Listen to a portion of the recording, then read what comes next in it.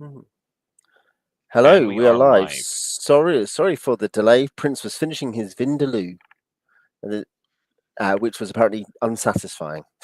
It was an No, it was unsatisfying pretty thing. good.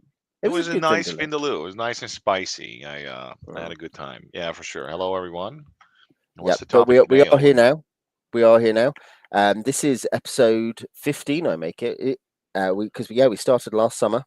And I think what we realized was we had never done something specifically on adventure design as a whole. Not like, oh, what are some good examples of dungeons or wilderness adventures, but or what are principles of those things. But generally speaking, about the process of when you design an adventure for yourself or for publication. I guess we can talk about the distinction there.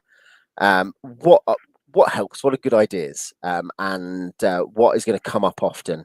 And things like that. Just a general. And we've got lots of questions, so I guess we will probably mostly be going through questions and any comments people make in the chat as well. Yeah. Well, should we just start with that opening distinction of you are sometimes writing adventures for different reasons, right?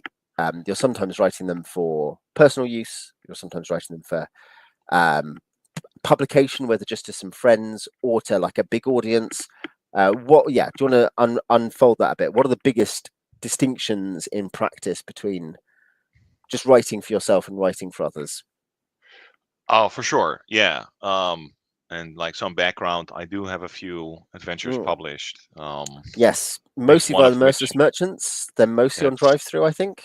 they are mostly on Yeah. drive through. I was going to Yes. say I do have adventures myself, less notable, but I do most months I get an adventure up on Patreon. Oh, that's pretty Which cool. I yeah, like that. so Yeah, no, yeah, they're people can go and have a look at that. I think Gold or Electrum bestseller, Mm, maybe yeah, yeah, Slit Hive, which was just my latest effort, and can also be obtained freely, but I think it's like a bronze or silver or something like that. So uh that's kind of like where we're at. yeah. Um, the distinction is an important one, but Hmm. ideally, there's a lot of people that and really good designers too that they do actually um, they publish materials from their home campaigns. So that can Hmm. be totally viable. I think the um, the big difference is, of course, um, if you write for publication, then uh, there's a lot more thought that needs to be put into um, kind of the information presentation because uh, you're not just you don't just record an idea so you can recall it during play. You're trying to convey an idea that so that somebody else can run it in a way that it's like sort of like faithful to what you put out there. Yeah, And it's a lot more work than it seems.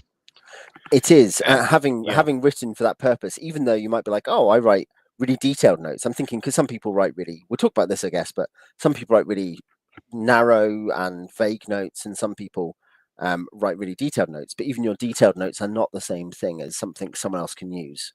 I no, think m- often. most notes Yeah. are. I think I don't know how you take notes for Mhm. adventures, but they're almost mnemonic. I remember Mm, when I still ran my Dark Heresy campaign. I would at some point I had my preparation down to probably I would have 1 or 2 pages of notes mm, that would include like any stats I would need to use. But that's also because there's so much compression going on. mm. Really, that the notes there are just sort of it's a mnemonic to trigger right the knowledge that you already have stored in your brain. Yeah. Whereas um, for writing for publication, you really have to make sure that the audience understands the context, but you also have to do that in a way so that you don't fucking bore them to tears or put irrelevant Mm. information in there, so they have to spend too much time absorbing the Yeah, entire you're work not and then writing a start novel complaining for about them. that. And If it's an yeah, adventure and you want them to run the adventure, and this yeah, is something well, we've talked about this before, we don't need to go into this necessarily, but that's obviously one thing is that an adventure is a kind of technical manual. Either it's yeah, for that's right. you or it's for someone else, but it is not a novel. And certainly there are many adventures you can go and read by TSR for D&D, for White Wolf for World of Darkness, by Wizards of the Coast even for D&D, that are like stories that are there to be read rather than played. But we're talking about what happens when you're writing something you intend to play or you intend someone else to play.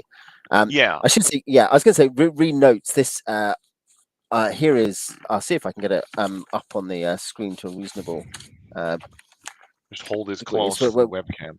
I do have a Yeah, point yeah. about the But yeah, you can see reading. there is a map. Oh There are yeah, the room yeah, yeah. descriptions. Like I know roughly what's going on in those.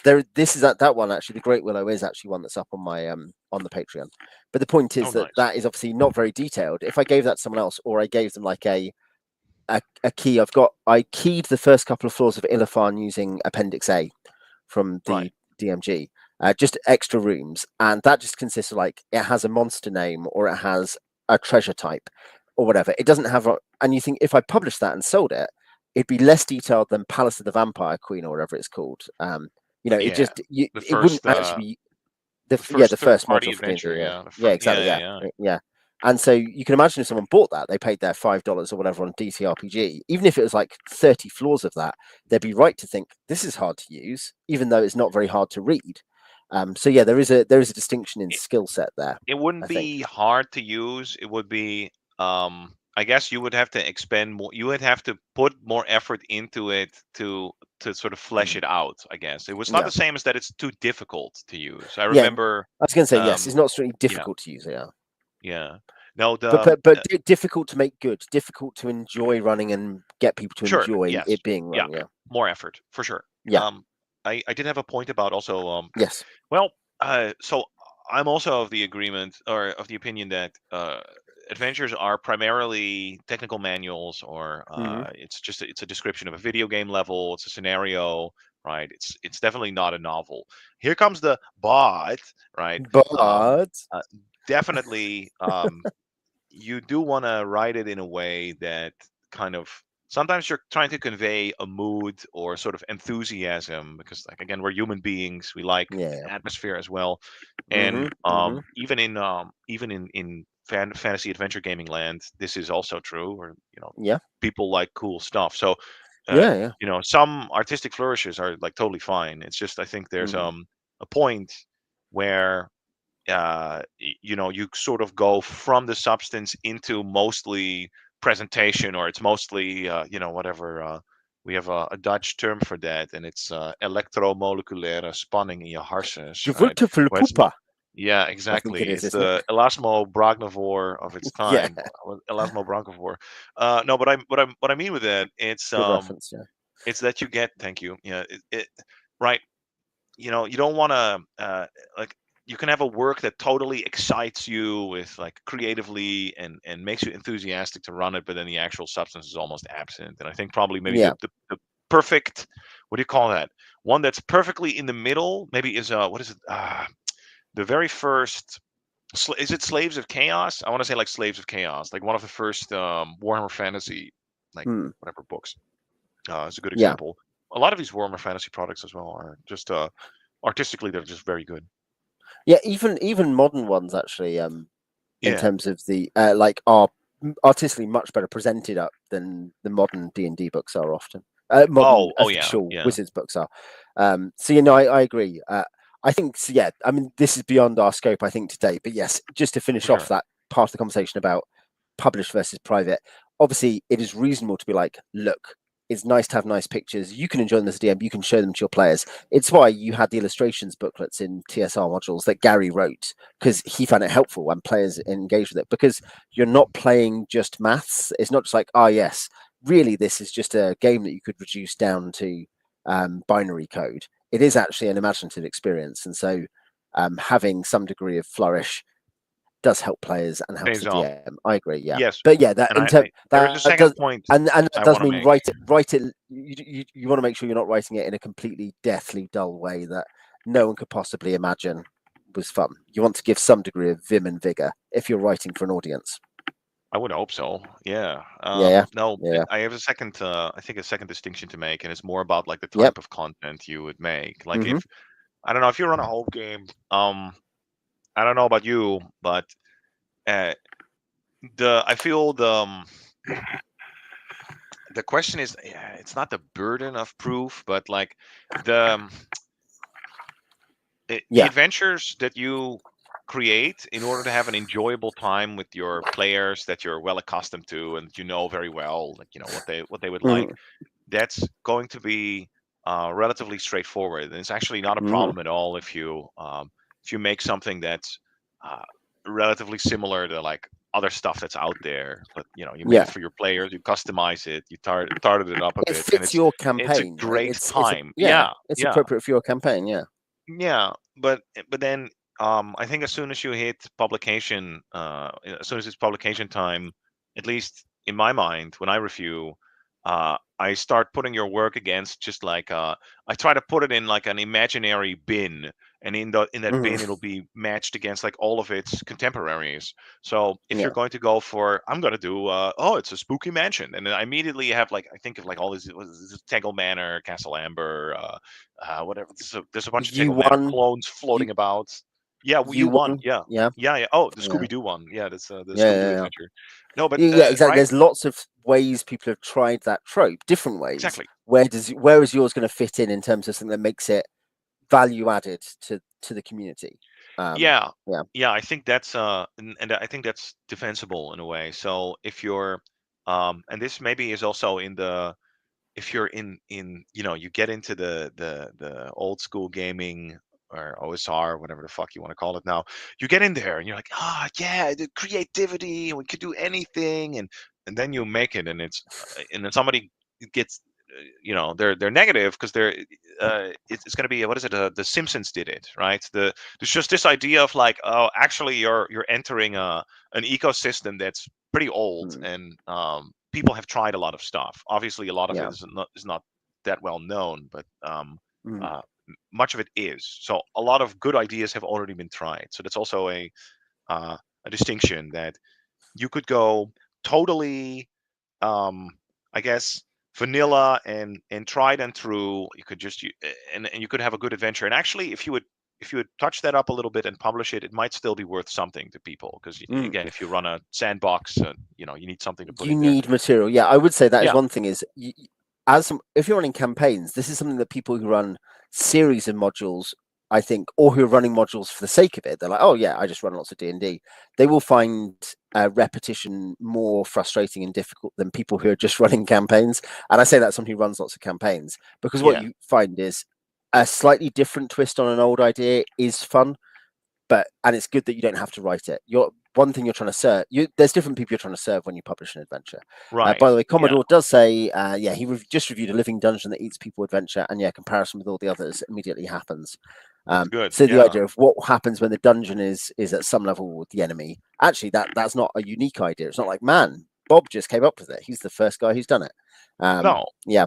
I was going to say an adventure. I'm about to review this on the channel later in the week, but one that Oh suffers from what shit. you said is U2 Danger at Dunwater, which is not, some people think is dreadful. It's not dreadful, but there's something that is never, I've never had an adventure that's been published that comes across more like a weird sidetrack in someone's campaign they've turned into a module. Like it's Oh, it's it's maybe good. obviously one, Yeah. yeah, yeah. It's got good things about it, but you're like, this is weird, because you wouldn't just be like, oh man, I hope I can just run this module. It fits in this whole campaign. It has a whole twist. It's very gimmicky. It has a particular twist involved, and you realize that the criticism is partly because U1 is so good, and then U2 kind of just feels like it's nowhere near as open or as interesting in terms of what you can do with it. And that's partly because I suspect it's come from a home game, amongst the White Dwarf crew or whatever, who are just, they're playing these games and this was a cool scenario they did. Um, and so they've then published it. And I think, yeah, that can happen. Um, by the way, on the note of a different Commodore, that's Commodore Sven, but Commodore Ben Gibson did put up the link on a few Discords, and that reminded me that the cover for today's episode is Adventure Design Deck by Rich Borg, which is a product I'd never heard of until I was Googling adventure design. Um, Oh dear. but apparently TSR did a deck of items for this. Now, the only thing that could make this good is that I think that must be Richard Borg, the game designer, who's actually very good at board game design. So maybe it's good. Maybe our real advice is people should just go to this product neither of us know about I and start I'm using it. willing to believe, especially with this, that there's like some dark matter. If I'm gonna sound paradoxical, but like if it's from the Yeah. 2E era, it might be Mm-hmm. good because people have kind of Mm-hmm. like it's kind of sunk away. I feel like Bruce Cordell has kind of like Yeah. slipped under the radar for a lot of um Yeah. 1E people, and um otherwise, I think it would be known if it was older, and if it was any good, then people probably would have It's used Tui it. era. If yeah, The livery is second edition. Yeah. There it's is a so funny thing. even though the average chance of it being good is garbage, but the Yeah, yeah. potentially, The ceiling is maybe, high. The ceiling is yeah, high. It's just this probability is floor. Um, yeah. Sven isn't the same name as Ben. Yes. I You no. should have I agree. told from the World of Warcraft figurine avatar. Well, Yeah, sorry, this is an yeah. Is irrelevant that yeah. aside. Continue. Yeah, yeah. No, there is a funny thing there that actually, and this is, I've done a lot of this on the channel, and I should do some more retrieval, ressourcement, we call it in academic spheres. But when you're reading a lot of the second 2E material, and you're like, it's not like reading OSE stuff where literally 90% of it is garbage and the other 10% might be decent or even good. It's better than that, but it's also weird than that because you read stuff that is kind of the most banal, heinous crime against D&D ever, and then you turn around next to it and you're like, oh yeah, this minor publication for Al Qadim is actually pretty good, but no one's ever Oh read yeah, it. that you're And you're actually like, surprised that they yeah, snuck it in under the radar and oh made yeah, it like good. 30 Yeah, years that. later, no one is reading it. People at the time read it and were disappointed by the general line, and so stopped reading. They were buying the books, but no one really cared anymore. Whereas now Yeah. you read them and you're like, oh, there is a bunch of stuff to be retrieved there. It's just that it's kind of like it is like you're putting your hand in a box full of needles, basically. Oh, Yeah, yikes. Yeah. Well, yeah. you didn't You need to have, tell as I us say, about we'll your move on to. I weekend. was going to Yeah. say, yeah.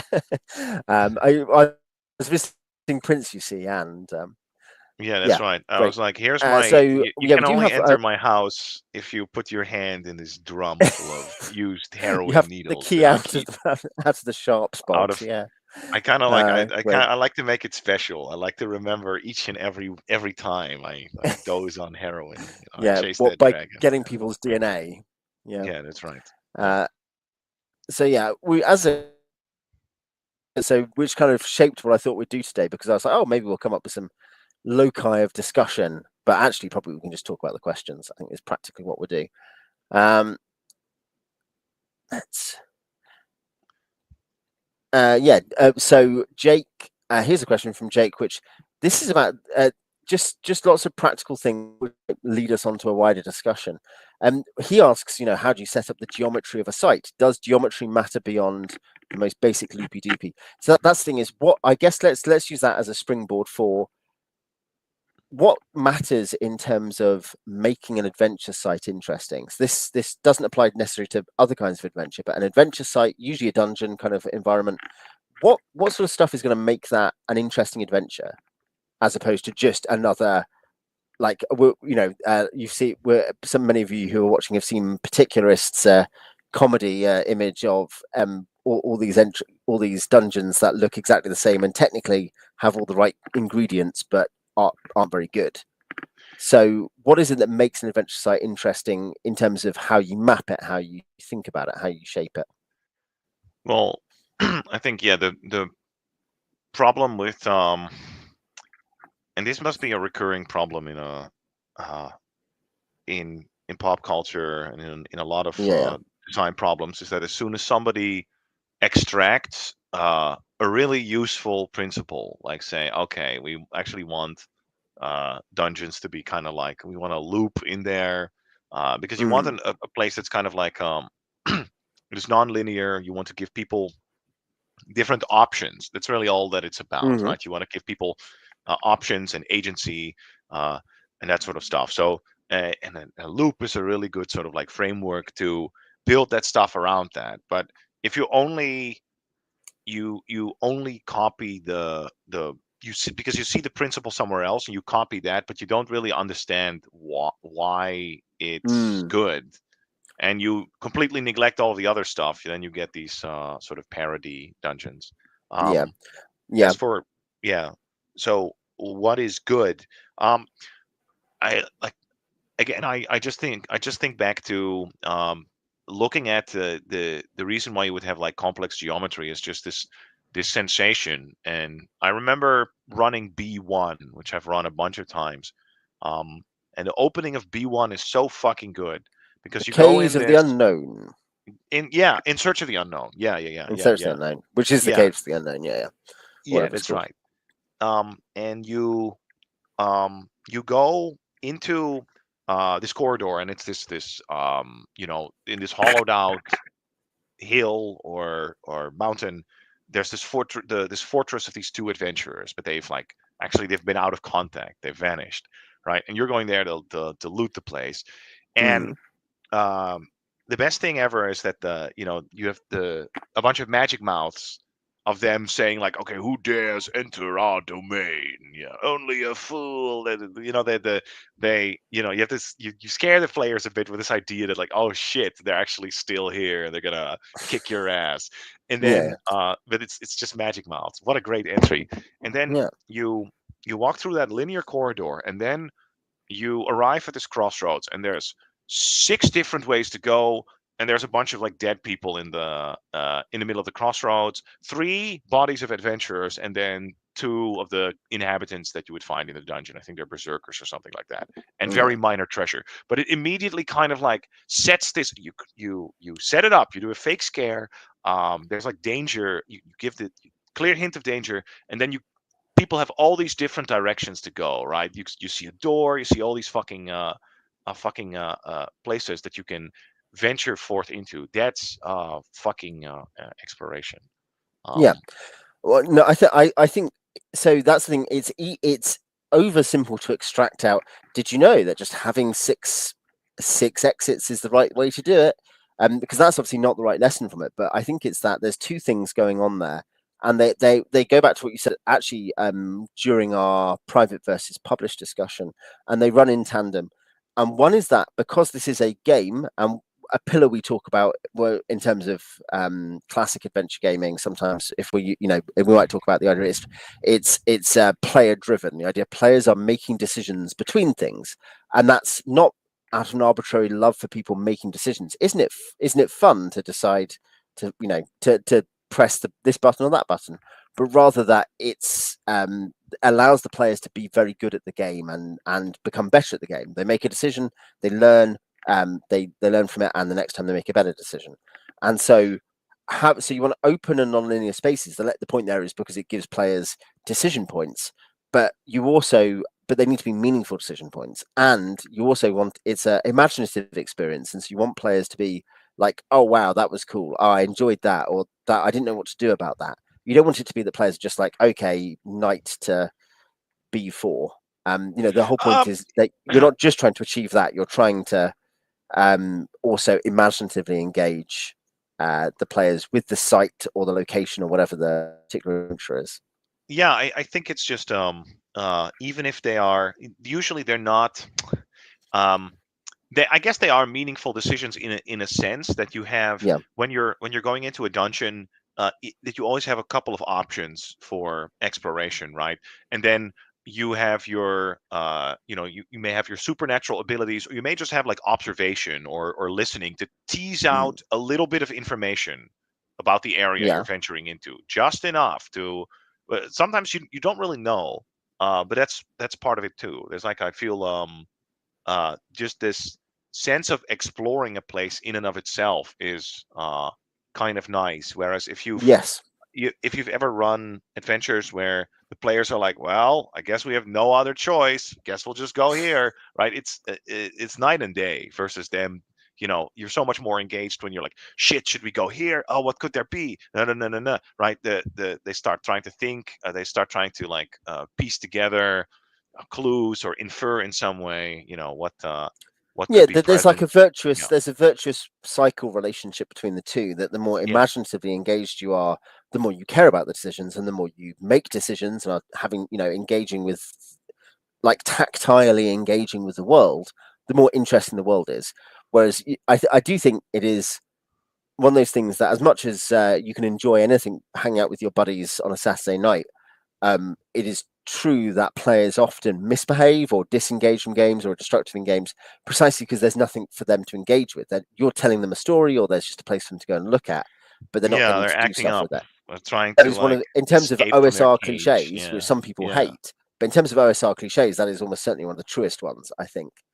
yeah. That people often the problems you find where people are disengaged and potentially even actively destructive in games. I'm not talking about sociopaths who turn up to an open table. I'm talking about people it's probably because the game isn't very interesting because there's nothing for them to engage with.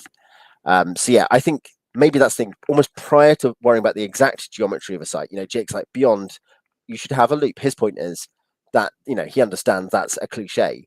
Is you need to think what is going to be an interesting set of decisions for players to make in game terms, and therefore, and also imaginatively. And maybe there's a conception of what the adventure is there. What is going to be exciting for players to decide and to explore. Is maybe Another that's the first question. Go for it. another maybe like a more, if we really go Mm-hmm. like deeper into like the geometry or topology or Mm-hmm. whatever the fuck you want to call it. First of Yeah. all, I was going to partially propose that you could also have a square or a triangle instead of a loop, Yeah. but there is actually there's a broader point to how these dungeons are um, constructed in.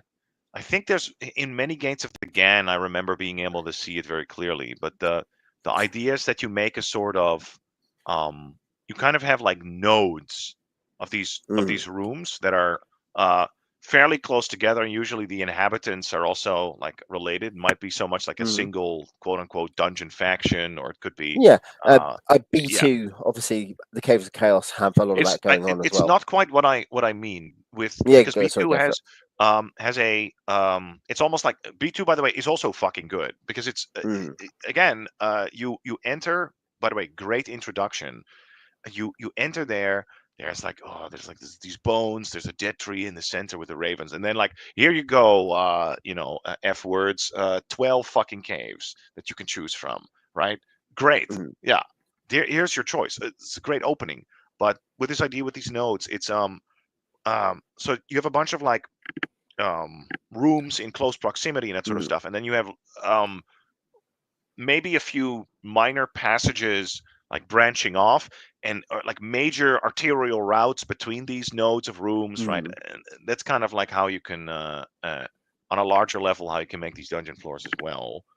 There's mm, another, I think I'm trying to think, maybe Stonehell does it as well. mm, um but that's like if you want to push that geometry a little higher. And if you do it like that, then obviously, when you start keying it or filling it with monsters, it kind of makes sense. Like you put all the intelligent creatures, they inhabit like complexes of chambers, and maybe a single solitary predator he would hole up somewhere away from like maybe a mhm. well-traveled route, and he would be in some more abandoned area of the dungeon that's maybe a little in a corner, right? Stuff like that. You can also work with that. Yeah. Yeah. You As to the specific question of geometry, part of the trick Yes. is to think about different ways of rather than just, so to avoid the cargo cultism of the loopy doopy, instead taking a step back and thinking, like, I would say there are tricks there. Just go and find a map of an actual castle and copy that. Go and find all these cliches. You can find all this kind of advice out there.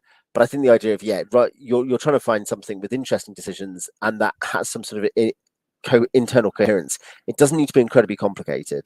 But I think the question is, yeah, what's going to make it? The reason that we worry about geometry at all is because we're looking for interesting decisions. I think Uh, would be my conclusion. yeah, and a castle. I think actually the problem with realistic structures is that Mm-hmm. they're they don't always work well in combination with like the game design of like D&D, right? I remember Yeah. being kind of annoyed at like the Dyson Logos, these maps that are kind of like uh, all these large rooms bleeding over into each other, right? It's not really, you can do it. Like I'm sure there's good examples of it, but uh, it also it doesn't always kind of like function. D&D, to me at least, it Mm-hmm. functions better if you have relatively narrow corridors and then like maybe a few chambers and that sort of stuff, like vaulted chambers, different Yeah. directions. It shouldn't just be all like one big giant undifferentiated mess bleeding over into each other. It's not the Mm. idea. Yeah. Dyson Logos makes plenty of good maps. Don't get me wrong, but um, so there is that. But I was going to say a castle is fucking interesting usually because it has walls and towers Mm. and sub buildings, and if you add Yeah. verticality and height, that's a great extra component to it actually. Yeah, no, I think that's an interesting thing. That variety, here's an underrated thing is variety within the environment is not about decisions necessarily, though it can help inform decisions, but in terms of that imaginative side for players finding stuff interesting is being like, what's this? We're in the ruins of the castle, but then there's some caves as well. Like just in the hill under beside it. And obviously, that's Castle Greyhawk has that as a famous example of that, and it gives you two different environments to play with, and players kind of. I think there's a thing about just you're putting in the different ingredients of the meal at that level, and so having different kinds of space, whether it's towers and outbuildings or natural versus artificial, just giving some sense of differentiation between places is imaginatively helpful, I think. Um, Absolutely. yeah, and it's not universally the case in every adventure, a good adventure you'll read, but literally most good adventures I could think of have a bit of it, even if it's within the same cave complex. There'll be different kinds of things in different places. G1 is not about, and we've done G2 on this channel. The G Oh yeah. series is pretty good for this. There's often like in the same complex in each of those, there'll often be like 4 or 5 different kinds of places you can go. It won't all be here's the rooms where the giants sleep or eat. It will be like, oh yeah, there's giants here, but there's wolves here, but there's like the slaves are in this area. Oh, there's rebels in this area. Oh, there's a weird abandoned temple. There's some stone giants just hanging out. Like there's variety, which I think again in terms of both tickling player imagination and sometimes creating interesting decision inflection. Is a good one. So yeah, I'd say um, again, whether that's strictly a geometry thing, I think it is part of the same um, discussion. Commodore asked, "What's the first sign of a decent adventure, and why is it adequate map?" This is similar. Why do maps matter? Um, Hey, yeah, I Owen. agree. Obviously, I think I wrote an article on Yeah, called "On Reviews" um, yeah, earlier where I did say that like it's like the map is like the window to somebody, not I guess not just their knowledge of D&D, but just like what how their mind works, I guess. And I tend to think that people who can visualize these kind of like these sort of complex spaces, that's always like an indication to me that hmm they understand the game very well, because it is um it's like one full axis of the uh uh of the entire adventure. If you wouldn't have that, it would just be like a set of points. The map, the geometry is like it's like everything. uh, hmm uh you know i'm I'm struggling to express why I think maps are so important, but they most certainly are. Like the way I don't know, Is it because D&D this as is well. traditionally a masculine game and men love to look at maps? Is it Is just that it? that? Oh, it's Yeah, just sort of a carryover from the olden days, when if you would go on a vacation to a foreign country, you would just have like yeah, or your father, in my case, would take you'd have just this giant folder of like yeah, French road charts that would just yeah, yeah, tickles a primordial instinctual need. But I would yeah, argue it's more than that as well. Like a good yeah. map can add so much, and if you can have like whatever fucking choke points. Mm, Um, it can funnel the players to certain directions. Having concepts like distance also, um, it it it necessitates a degree of like precision in the use of your abilities that you kind of have to like factor in. Um, I do really think a map is I I will say of paramount importance. Although there are probably adventures with bad maps that are good. I can imagine mhm. something like that existing, even though it's probably very rare. Well, I was going to say also, you can have the adventure with an over limited map. That's a big thing, I think, is that you can have a good adventure that doesn't have enough map or whatever. I'm actually thinking of Yeah. Dawn of the Overmind as an example there, where you're like, there's a whole section which is just like, here's some stuff that could happen while you're going through the cross to the ring world. And Oh yeah. there's a bit of an elite DM challenge there that you have to then think up how to visualize and explain this environment. But probably if you're running this like ninth, 10th level adventure, you're fine. it's going to be fine. You should know what you're doing, and you're using the resource that's been given to you for that purpose. So I think Even it's though yeah, the oh right, I actually think Bruce Cordell's maps are not the best. They're not bad either, but there's no. something.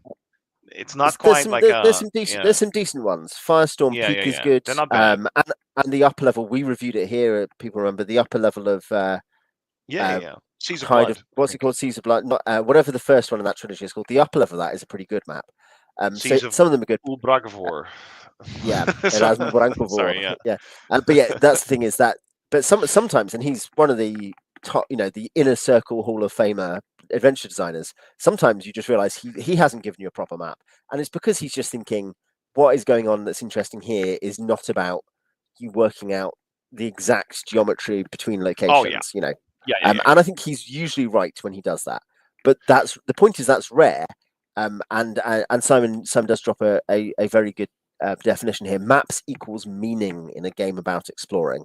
Like, if you want, that is a good axiom and a good answer to Commodore's question of why is the first requirement an adequate map, is because generally speaking, D&D is a map about a game about exploring a dungeon or a wilderness or a town, and Yeah. I the think map is good. Map gives you need a world that makes sense and is interesting for that game to be worthwhile. yes. Yeah, it shouldn't just be about do you have enough geometrically complex shapes that will confuse your players and enough branching pathways? But yeah, that's true. By with Mhm. Slith Hive, I think many of the levels I use are um, networks of interlocking caves, and it's Mm. obviously uh, the relationship between the content of those caverns is what makes it so strong. But like the relationship between that content is also kind of like important, and how these different. Yeah, I mean, I have a vertical dungeon there, so like how it intersects is uh, I think also a big thing. I like this idea of having in Slith Hive is a spoiler, but it doesn't matter. I I have one.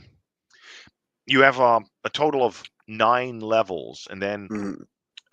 there's actually you have a sort of strong point at level 4. This is really like a fortress essentially from this you're invading this hive of like they're not quite bugs, like half reptile half bug creatures that can uh, adapt to your attacks. And in the fourth cavern, that's this cavern of, of of spines and like a like spiny rock basically that they have shaped into a fortress, and that entire level is a kind of like a trap meant to repel intruders. But there's ways around it, right? Mm. There's a passageway through what is it, a pool somewhere, and then through a section of underwater caverns, and then you can arrive in the penultimate level and skip a lot of like the content. That I think to me as well is like that is like exploring, or what is it, the most cliche thing ever, but almost everybody does it. If there's a waterfall, you got to put a secret entry in there, Yeah, right? yeah, Yeah, yeah, of absolutely. I course. mean, hey, Simon, who said that, has been in a game where we had in Dark Sun there was a waterfall behind which was it wasn't a secret entrance, but there was a cave, because you should have secret caves behind waterfalls with traps and treasure and stuff. It's a rule.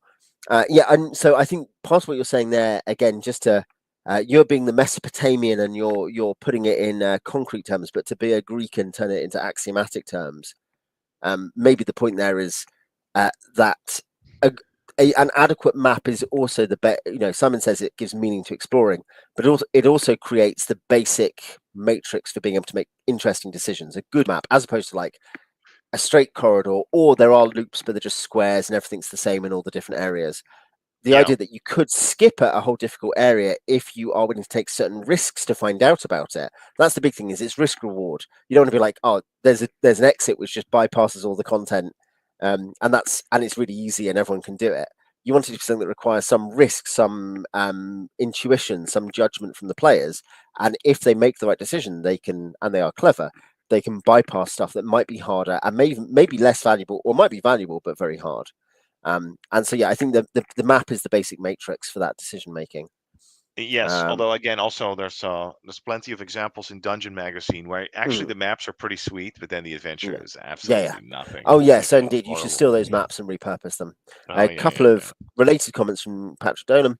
Um, what do you make of the lack of a map in any wilderness encounter that ties together dungeon modules? And it says, relatedly, Book of Layers doesn't have maps, doesn't make it poor adventures, or do they serve a different function?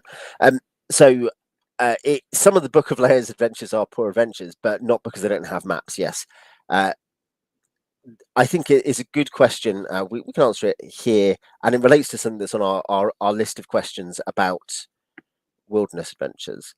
I think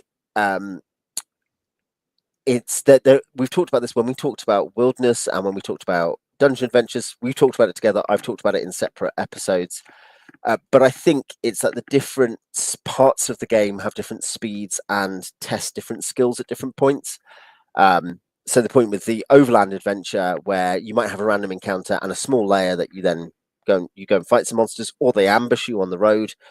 Uh, that stuff you can and should map if necessary. It may just be that you put the models out and say, you're about roughly this far apart from each other. But I think it's that what is being tested in that whole section is about your logistics, about your durability. Are you able to do this journey? About your judgment about how to handle these encounters as they're described to you in a fairly emergent fashion by the DM. Whereas the dungeon is a particular locked, closed space. Like the dungeon is in that sense a puzzle box where you're making judgments at a slightly different speed and different level. And so you can certainly use maps for random encounters and layers and stuff. Anyway, Commodore does mention, if I can get it to come up, that Axe already does this, which is that their layers book does have maps. Well, But I you imagine also it see it is. in D1 to 3 by Gary. Well, you are breaking up, by the way. Were you speaking, Prince? Oh, sorry, I had a brief moment of breaking up. Am I back now? Is it? Can you hear me? You Okay. are back. Yep. It's also D1 to 3 has this. The Drought trilogy has the random cavern maps that you can use. So it's a similar principle for random encounters. So yeah, it's not that you shouldn't have maps for those, but they are possibly less important um, because they're slightly more gestural and they're testing different skills. Whereas the dungeon, it's all about the very precise relations. Anyway, Prince, you go. What's your thought on that? Well, I feel that with an overland adventure, usually you have an overland area map, right? That's where the Yep. exploration takes place. Um, Yeah, the exploration that is at a determines like higher granularity, isn't it? yeah, that determines the relation between all of these encounters and these places, and then you know, having these layers are generally fairly short, so this would if I recall, like something like playing like B10 or something like that, um, they wouldn't quite be a single encounter, but they would only be like a few encounters. Then it's fine if it's not very Mm, elaborate. It doesn't really have to be because the decision of like where do we go next is that's mm, kind of like handled by the overland map. In a way, yeah, yeah, wilderness adventures are I think a bit harder to grok because you have to deal with this yeah, it is a lot less deterministic and discrete, and you're going to get mm, questions from players like, well, we try to find a large street to orient ourselves. We try to find a gully somewhere. Can we do that? We try to find a hill. mm, All this stuff. You kind of have to what is it? You know, on the fly, you might have to draw some terrain, or you kind of have to figure out like measure balance between what is reasonable and what is good for the game. But no, by yeah, no means I would say is layers. They don't have to be that complicated. You might not always need yeah, to map them because they're so short. yeah. So this was the other question. We'll be dotting backwards and forwards between types of adventure discussion, but here was something about journeys and wilderness adventures which connects to that. But from Mike the Bitter, most adventure fantasy is based on journeys, not static locations. D&D has its roots in wargaming, but the overall love shown in adventures are for static dungeons. Wider hex crawls or objective-focused adventures hold this fort from the orc horde until relieved, or scout the border of the Pommage to get information about their patrols, not get more love. This It's does not a connect bad because question. there was Yeah, there's some There's a lot of discussion about this on them. the cat. Yeah, on Oh the yeah, CAG go server. ahead, go You ahead. replied a tiny bit. But yeah, what do you think? Why do those kinds of overland journey or objective based kind of adventure, why are they less popular? Um, okay, so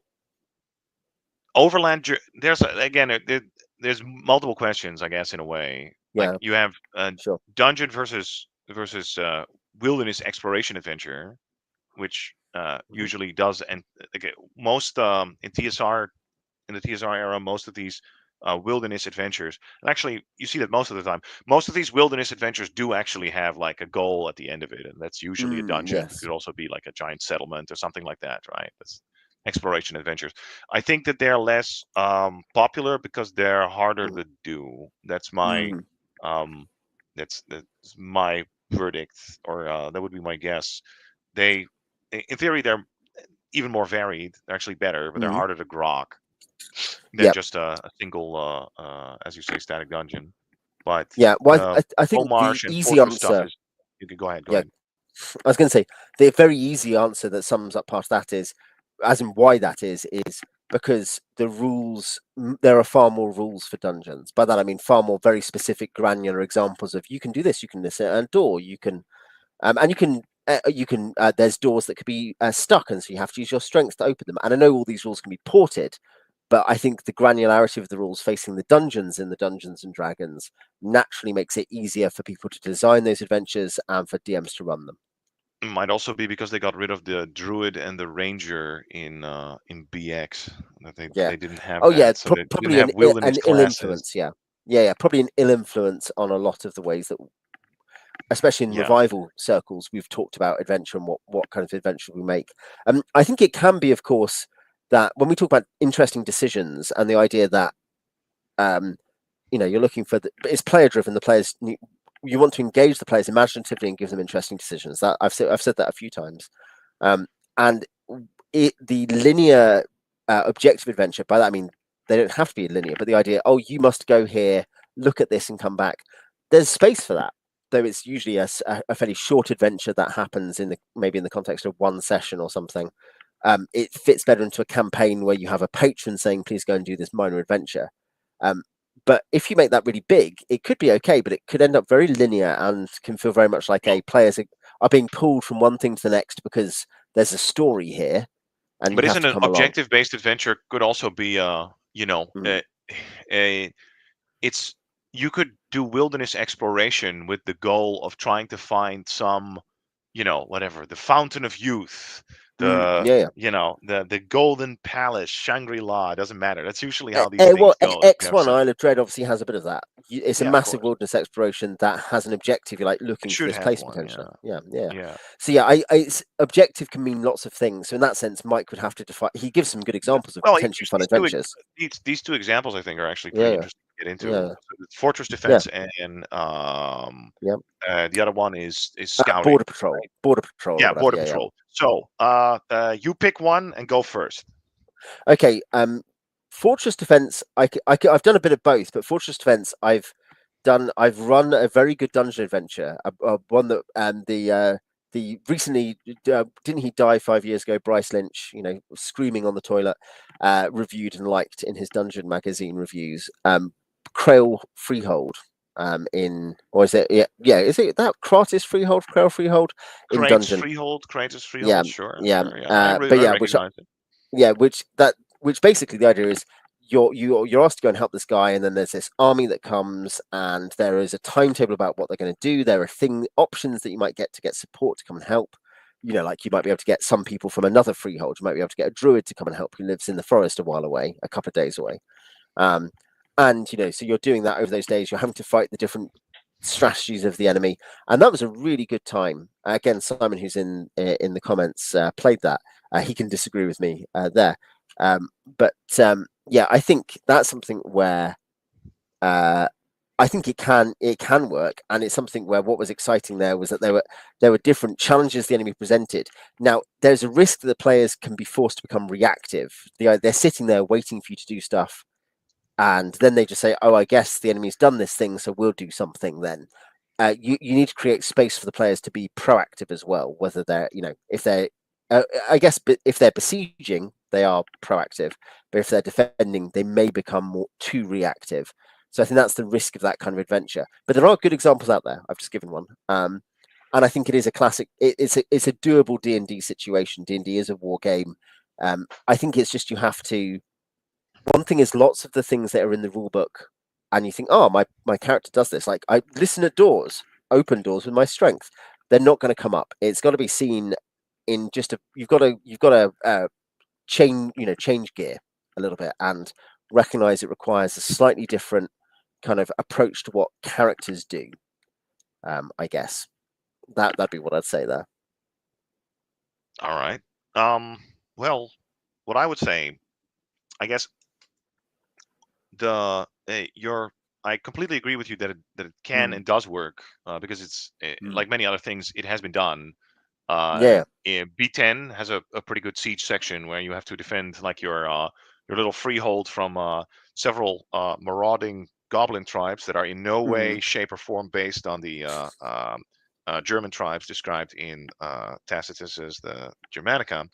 Um, but and you also have, I think, UK 2 and 3 or something like that, right? Like where you also have to hold a fortress. So the They reason I connect. think, Yeah, those two, don't they? yeah, I think it is always going to be, and I hope it will remain, a sort of rarity, is because it is an inherently limited and static Yeah.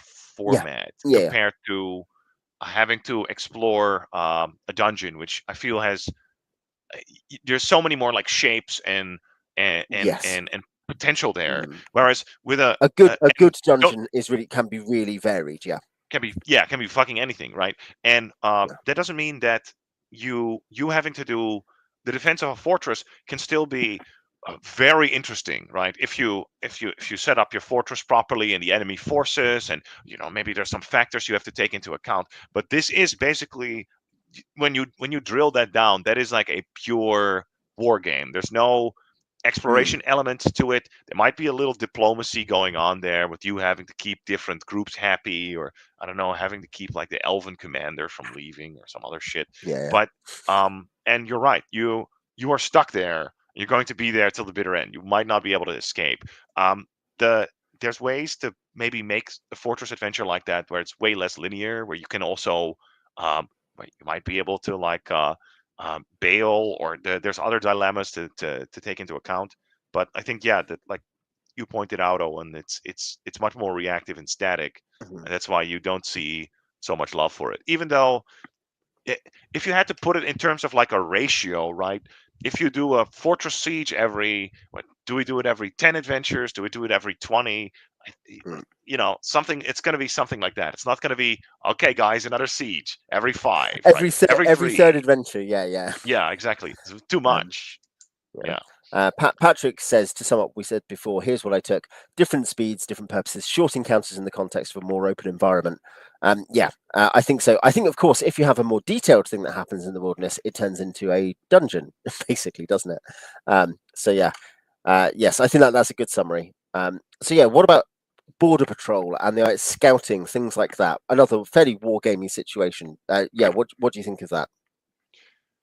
I think I answered it then, and I'll answer that As yeah, now. you've It's summed up some of what you've thought about it already. Yeah, Oh, yeah, from yeah, talking okay. about that. Quick summary. So I think with a border patrol, that can be a good pretense to go on some sort of wilderness adventure and just do a Yes. hex crawl. But what I see there is, if you have to scout, you basically have to go there and don't engage with the enemy too Yeah, much. yeah, Not yeah, always. yeah, And and that's another one where it can be fun, but usually it's more exciting that if you go into the wilderness, you actually don't want to make an adventure where keep your eyes on the prize, no yeah. side Not tracks. non-interaction is more Yeah, successful than interaction. right. That, like, Yeah, yeah, the player, one player wants to go off, the other one grabs him by his lapels and it's like, remember the mission, remember why we're here, right? yeah, That's We don't want that. When you actually want yeah. them to go, oh shit, an ancient fortress, like, maybe we should, that they're actually having a discussion. We can check that out.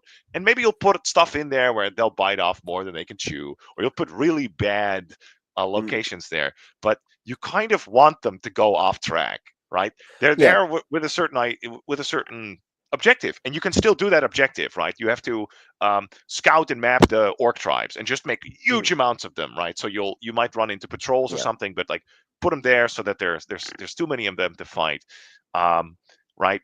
And you can do that, but yeah. then it's like it's more like a pretext for uh, Mm, the wilderness adventure that'll the be the actual adventure. actual So substance. Yeah, that's in my in point in of my view on it. longest running campaign, which is now over 6 years old, Hell um, yeah.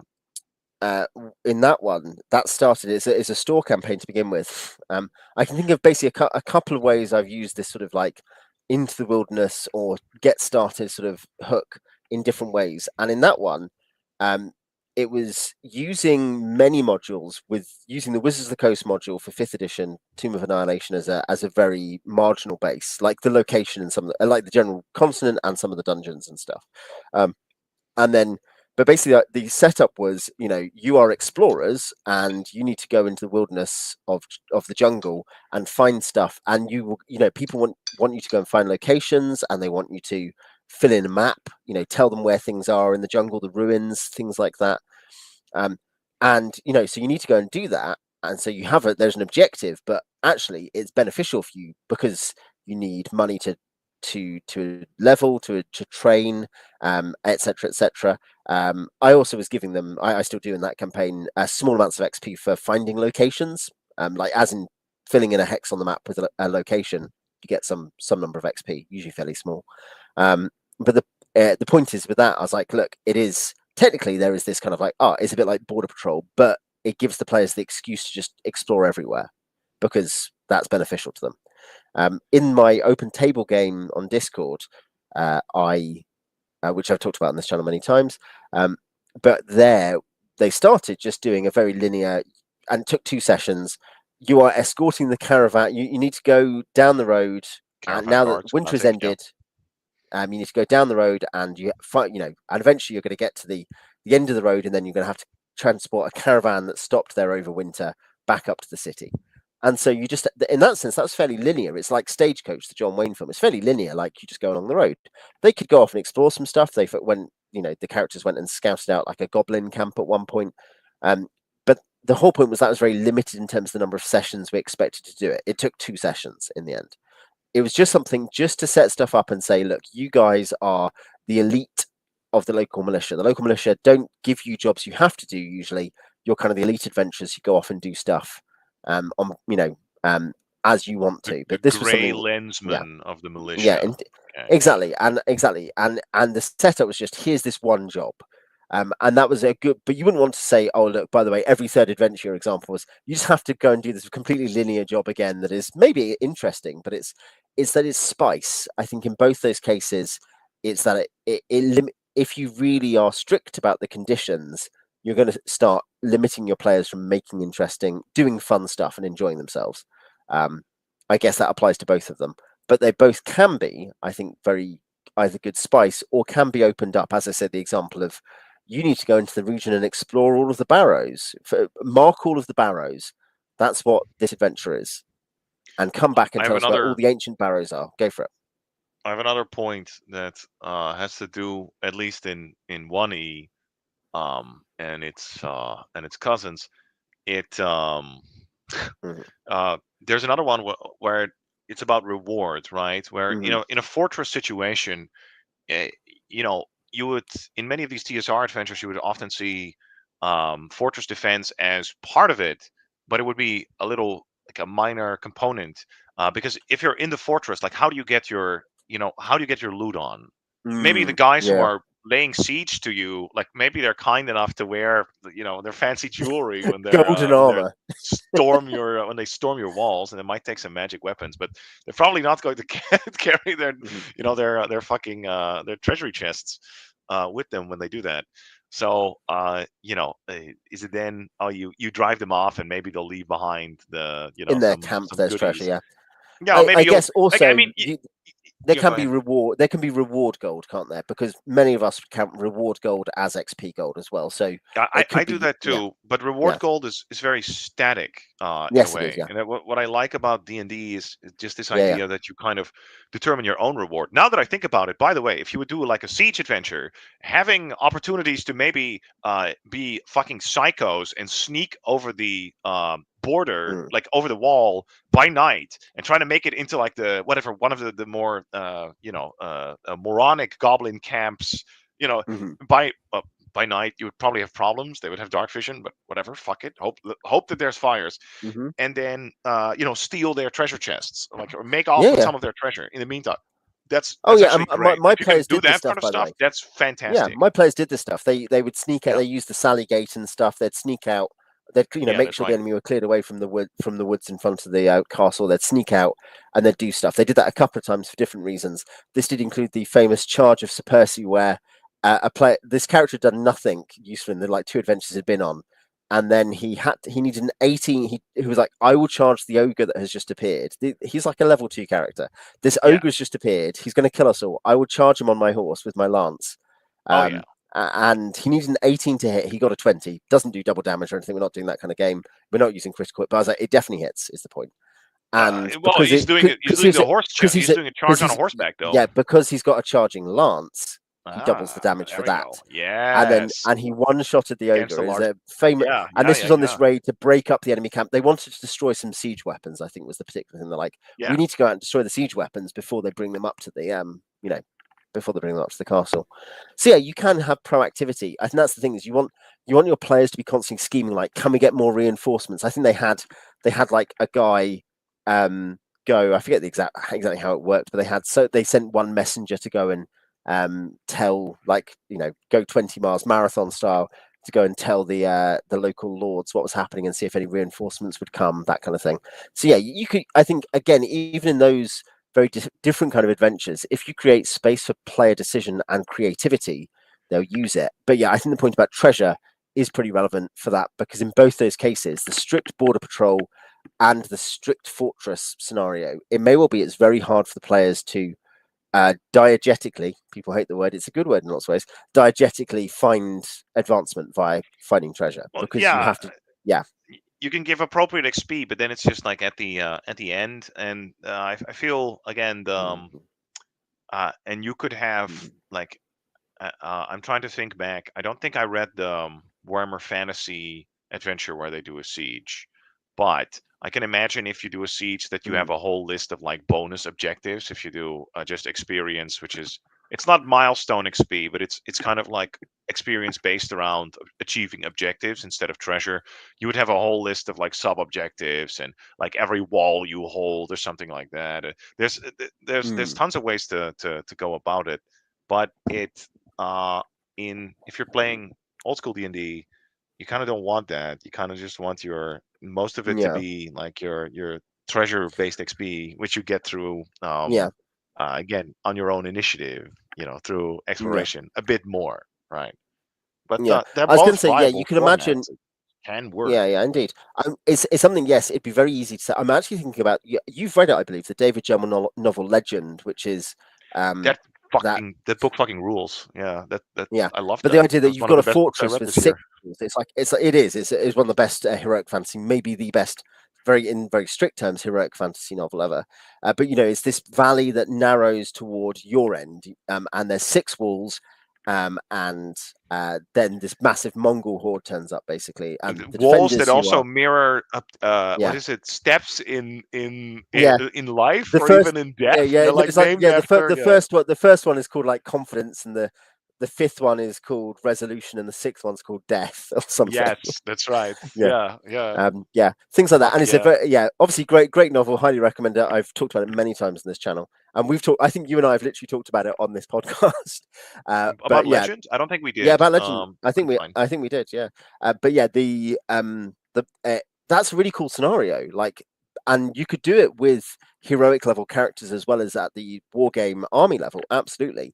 But to make it something where in D&D you'd have to get XP, you'd have to set objectives, like either as the attacker or the defender, because otherwise you'd be like, you just get the combat XP, and then you're like, well, most of these guys are like 15 XP or whatever. Well, Nadir but then tribesmen. the siege would be something Yeah, you do yeah, like at the halfway point, and then there's the yeah, third point would be you go to whatever the ice lich's castle and beat yeah. them up. Yeah. Oh no, I agree. But what I mean is, you'd have to mess around with the XP structure a lot in that middle section because Yes. otherwise, people just aren't going to get XP. I've definitely made that mistake when not so much designing adventures of my own, because I tend to just be designing dungeons. But Right. when running something that organically emerges, when they're like, "Oh, we need to do this mission," or I read it in a book and I'm like, "Yeah, we'll use this mission from this module," and then you realize there's virtually it's just all based about at the end give everyone a million XP to make sure they level up because otherwise they haven't earned enough XP. That's And I right. think yeah, so this does relate to a question I think it's from Goose, which was basically are treasure or maps better indicators of adventure quality? Because I think that does connect to a lot of what we've been saying. Treasure and maps are two things which can mark adventure quality. You said good maps don't always mean good adventures. No, but that's true for any single component. Yeah, Unfortunately, it's not it's you can write the bestest, crunchiest treasure descriptions ever and come up with all these great magic items and uh you have it exactly planned out so that a group of wide level range, so that the skillful players they'll actually take a huge amount, and the gluttons and the foolish they're all punished. It's a it's a very difficult question, right? What do you prefer, peanut butter or sprinkles, right? It's they're both very important. I think this is very hard. I will not. I'm not giving. I'm not answering that. It's not. This is the mind you're breaks. making me choose between my children. Yeah, exactly. Yeah, yeah. No, I think that's a one that's fair, and it's true. Of course, I'm sure Goose would actually agree. Probably, let's say good Treasure treasure is placement. more Let fundamental because yeah, it's tied into yeah, reward, which also yeah, yeah, applies when the space is not yeah. when the topology is less important or it's more Yeah, open or indeed. It indeterminate or still whatever the matters, fuck. even if it's a Yeah. So single then room it would be layer. treasure. Even if it's a Yeah. single room layer, it still matters. Yeah. That's right. Let's say Yeah. good. Though this is somewhat cheating. In fact, you've already cheated by. I think you're saying the same thing. Good treasure placement, no matter how good or bad the map, is almost certainly a better indicator of how good a time you'll have, because it indicates that the guy knows his craft, that he I would knows almost what you're say doing. that Mm. and again, this is another one where please don't slack off on any single Yeah, point like yeah, that, but it's almost like the where you place and how you obtain treasure is almost more important than the treasure itself, I feel, yeah, yeah, right? Because if you yeah, you can have great I remember, and this is way in in high school and occasionally with these 5 EDMs where the treasure it's there, it's in the open, it's just in a treasure chest in the center of the room after you beat up yeah, the goblins. I just go, fuck my life. I don't care yeah. what's in there. Yeah, okay, we get it. Fuck you, I guess. Like it doesn't excite you. Whereas if you What it uh shows is the game is not about the treasure. The treasure is there as an incidental reward. Great, you get to yeah, have an a afterthought. thousand Yeah. gold and a magic sword. Good, Yeah. enjoy. But that. What you could say is it's a reward for doing the real adventure, which was solving the story. Yeah. You're solving Yeah. the And story, and then you get whereas stuff at there's the just end. a I don't know, like a thrill, you get if you sometimes your players they come up with like, okay, they use speak with dead, or if you're playing, you're drinking a potion of treasure finding, and ooh, oh shit, it's going off, and then it's Yeah, in some place where you probably would have missed it, and then you just get this fucking rush of like mm, it might be more about the discovery than even then if it's just like okay, yeah, it's 2200 gold pieces. Oh man, what kind of gold pieces? Whatever. Fuck you. What do you want? Right? round Even ones. then, it would still be good. They're all the Mm, same. Shut up. Right? But yeah, even then, even if that's the case, even if we're on, level one imagination, black and white, 2D yeah. shape of an apple, What you imagination could say level is of D that and the D. challenge of finding it Yeah. is doing a lot of the task of stimulating the imagination Right. because I think it's so. fun. Yeah. I think Um, so. I Even think I though think of good magic items and all that stuff is also yeah. very important. Yeah, I think of my players finding the real treasure haul in G1, and finding a secret, being like, there must be more. But they're like, this treasure is rubbish. We've just killed some manticores to get this treasure. This is awful. There must be Yeah. real treasure somewhere. Good Yeah. intuition, well done. They go and find out. They go and they have an elf with them. They've rescued the elf, who's their bondsman actually now. He's there on he adventures with them. The magic user fighter from G1, and he's like, I've detected a secret door because they're searching for stuff. He's an elf. He's good at it, and so they find it and they open it, and I would say they then come in. One guy casts fly, another guy walks and falls in the pit and dies. They get him back. Don't worry, but it is funny that it happens. So I managed to kill like an 8th level character that way. That's very you just think of all, it's hard to kill 8th level characters. So then go in, they find some treasure. There's mold in the corner, and they're like, okay, well, there must be some stuff under the mold. Can we get rid of the mold, or is it going to be really hard? It's yellow mold. That's going to be, or whatever it is. And then one character has a frost brand with detect illusion, like it's a sentient frost brand. And he's like, do you know what? I just think this is weird. Why is there a bunch of mold in their treasure room? And you think, and so he uses detect illusion, and he finds that there's an illusion there. And finds the rest of the treasure. And you think this is, though it's also funny because a character dies. There's a lot of good play here and a lot of good working out of what should be going on. Even though it's not super complex, it's complex enough that they didn't get it straight away and they had to think through stuff. And it was very satisfying when they got all this extra stuff. And that's something memorable, and we've talked about it since. It's something that stuck with them. And the treasure wasn't 20,000 gold pieces; they're all the same. But the point is, it doesn't matter too much if it had been, as far as the story of finding it goes. It's more cool that they found cool stuff and they enjoyed finding the stuff they found. Dolan does say, Patrick does say, I've heard a recommendation for running large PCs, a specific mission or time cop out, but it does solve that problem. Or if players can't grok the high level action. That's right. Matt Colville has talked about, and even it goes back to Birthright, but he's talked about the idea like, look, why don't you have, even if you're having a battle, have the players doing something with their characters, and then you could use a wargaming system or a very simple card system or something to do the battle. And I agree. Here, a system where you can use D&D. You don't have to rewrite the book. Yeah, exactly. Yeah. Although I was going to say, I'm thinking that's actually weak sauce. You should actually just have them, they hold the inner keep and you give them all these battalions and then like, all right, you men, you go over there. And like, that is also fun to do, where they have to do the whole. What I'd say I found running Kratis Freehold, because I've done different systems to this over time. Did all of this in our playtest for Hungry Earth during the battles. I've done both. During the battles, we had using battle system, we had PCs represented by battle system heroes, and that was interesting in itself. It had upsides and downsides to that. You could definitely criticize the, but with Crailhold, we used battle system for a couple of the larger skirmishes, but most of it we did at D&D level.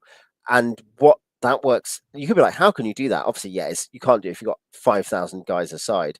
But when you've got like 40 guys aside and you have a dice roller, you can do that. So use electronic aids to help with that. That's what my solution to that has been. Players get to, and what happens is the players who want to command troops do, and the players who don't, because you're resolving it all at the man-to-man level, just at a higher scale, because you're rolling the dice using a dice roller. The players who don't want to do that, just like, can I fire my bow twice? Or you have the times 10 rule, I think, from Empire of the Petal Throne or AD&D. Where I think that works pretty well. And I've used that kind of thing too, to just say you've caused this many casualties roughly. Where that can fall apart is to do with the scale, the character versus the NPC, the PC versus the NPC. So obviously something like battle system tries to resolve that by converting character stats.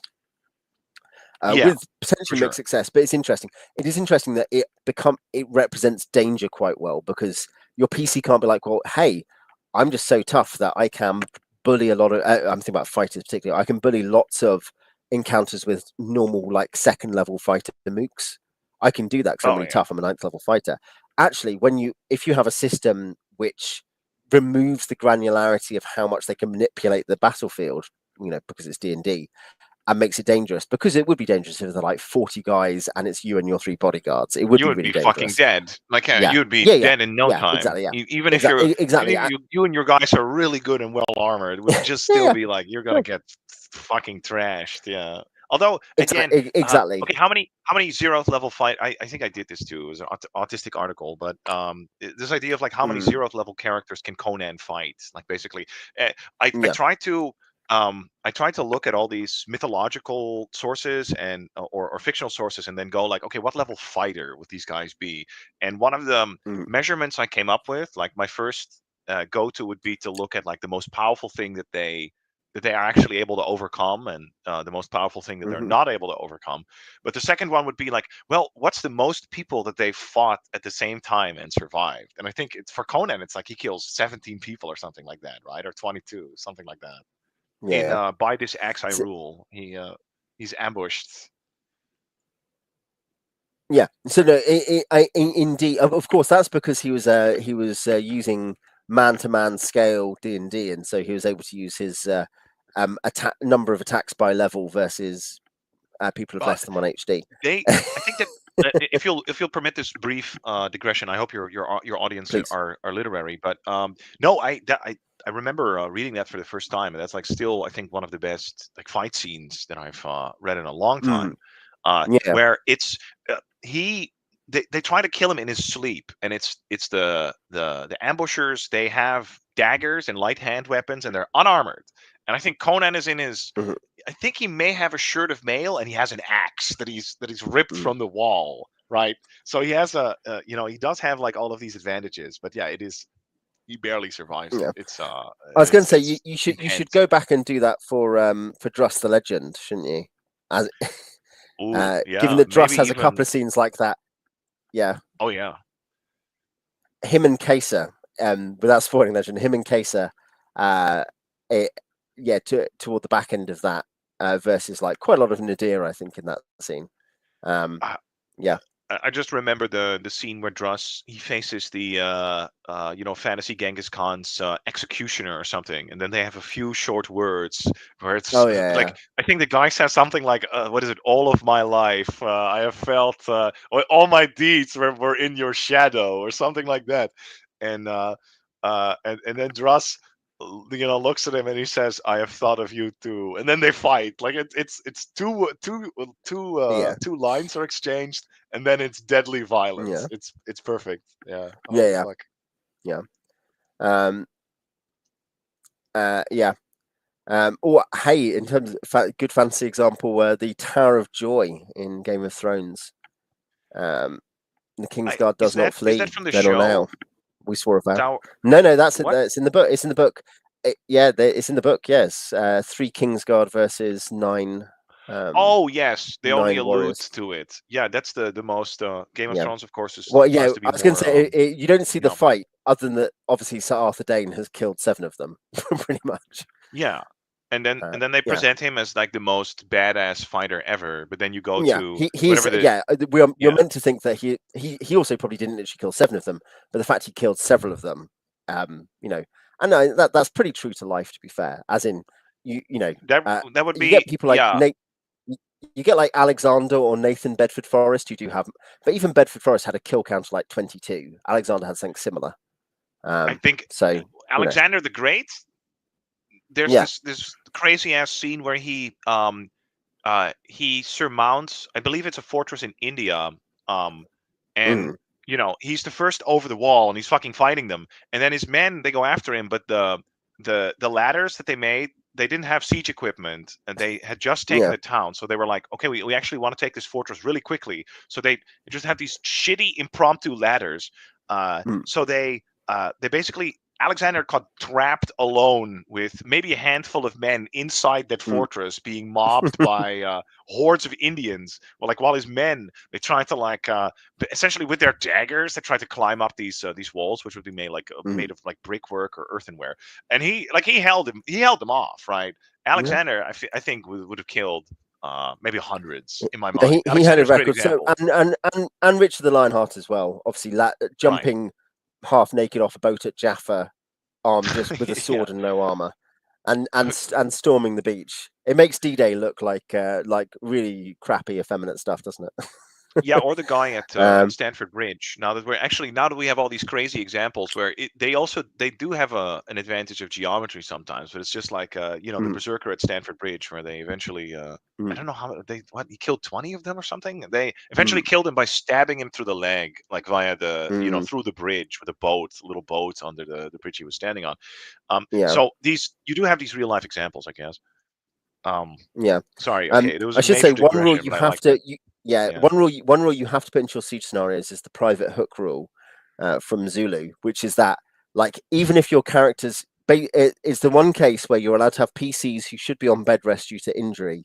They're allowed to like attack once around because they're in the hospital bed, right? And they're Oh like yeah, firing yeah. they're allowed to fire their bow out once or something while coughing up blood.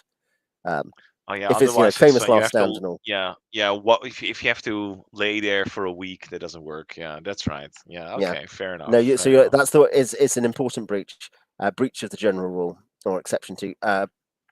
Patrick says we've got some other questions on our main list. We'll go back there in a second.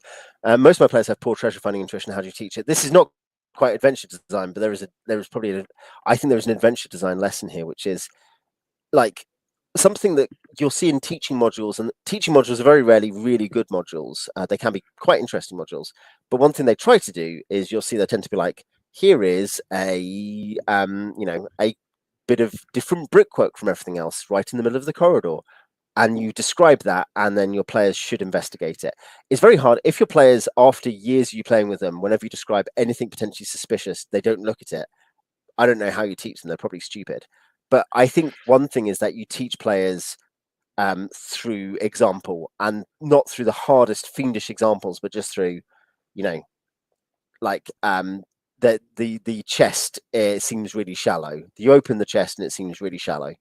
Oh, okay, maybe it's got a false bottom. I think the cruel way would be to just to to hide a lot, so that They have the to look. reward that they get are like, "Ah, what? This is like nothing, Mm, man. It has to be somewhere." But yeah, it is difficult on where to put it too because um I think you have to differentiate this too, where on the one hand, if it's concealed somewhere behind a panel, you can give like these little context clues or something like mm, that, so the players might be able to guess, like, okay, what if we search here? Huh? Is it in the table legs? Right? What's going on here? Do we see any new masonry? Right?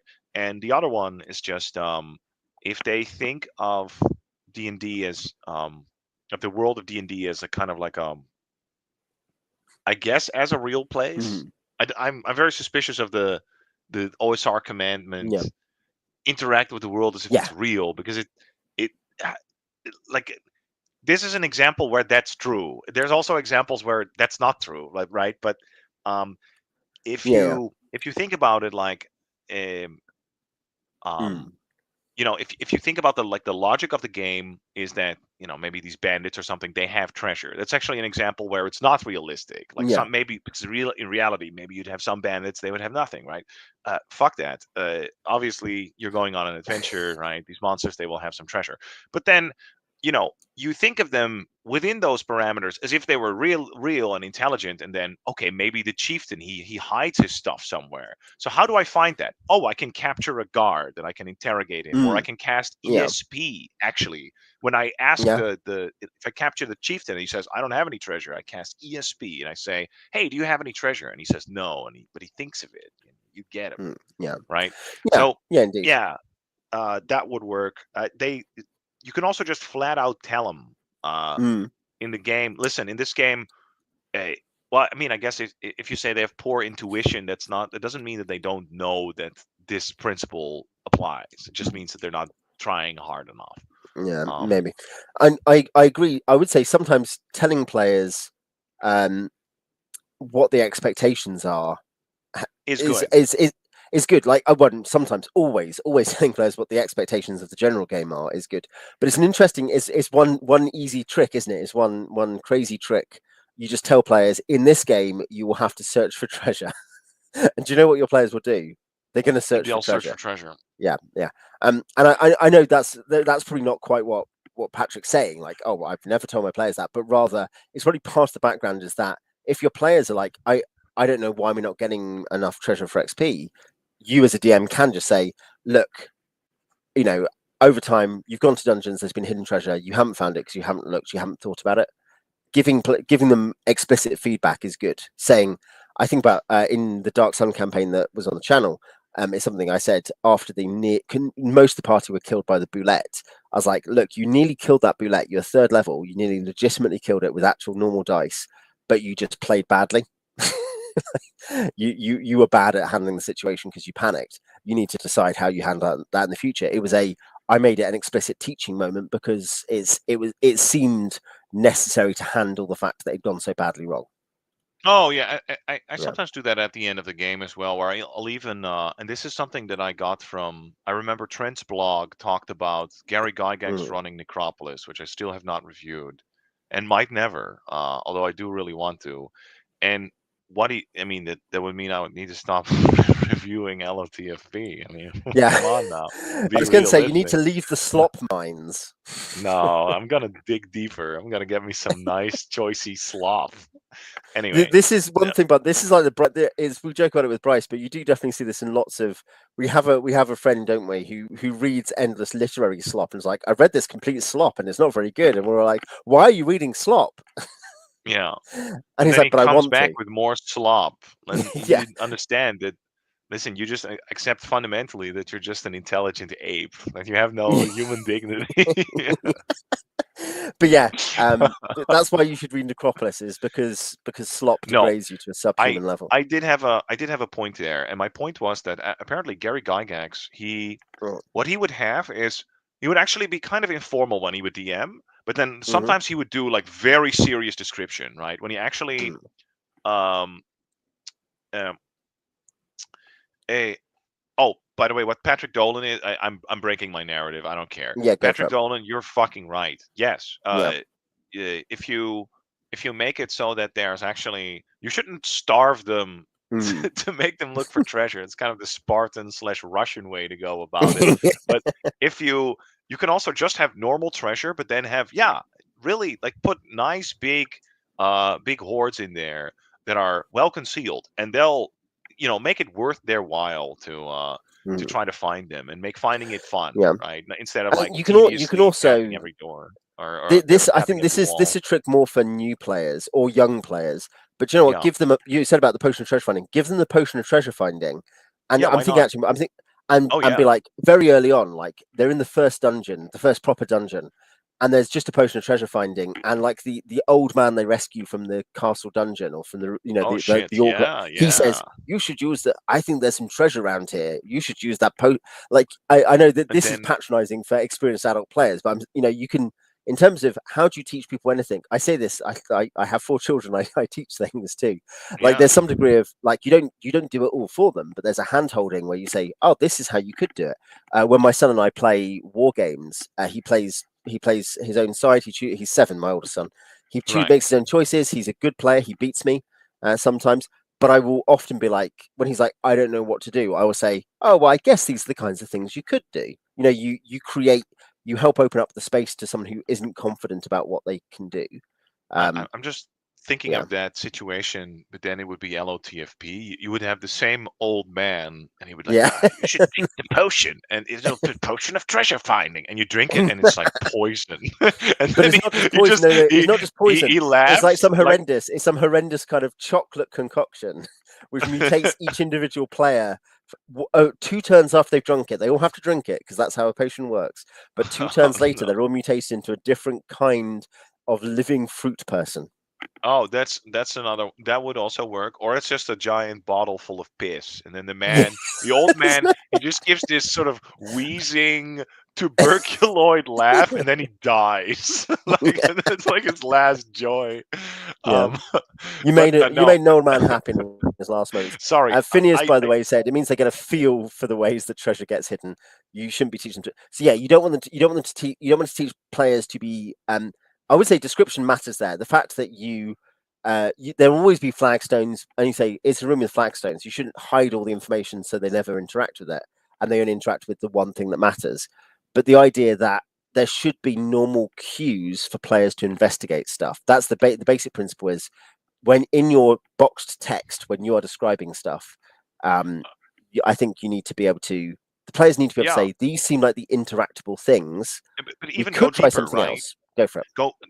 It's also like it's there's not going to be randomly, oh, there's actually 300,000 gold pieces in the wall of this random corridor actually Mm. behind this line of bricks, which is indistinguishable from the rest of the bricks. Like Yeah, yeah. it that is not how it, but if you had only said that you would have minutely examined with this, I don't know, fucking microscope, or if a dwarf had specifically and minutely examined those bricks, you would have found it. No, it's going to be more, if you make it so that it's more like a real place or somewhat like a real place, then obviously in the tomb, right, the greater treasures are going to be found, um around the more affluent inhabitants who may be like stronger undead or something like Hmm. that. And if there is a secret vault or something like that, there should be like some way of like cluing people into that, uh to that. So I think, yeah, you have to you have to it can't just be a random collection of boxes. There does have to be a Yeah. sort of underlying design to it, so then Mhm. players Yeah. can infer, right?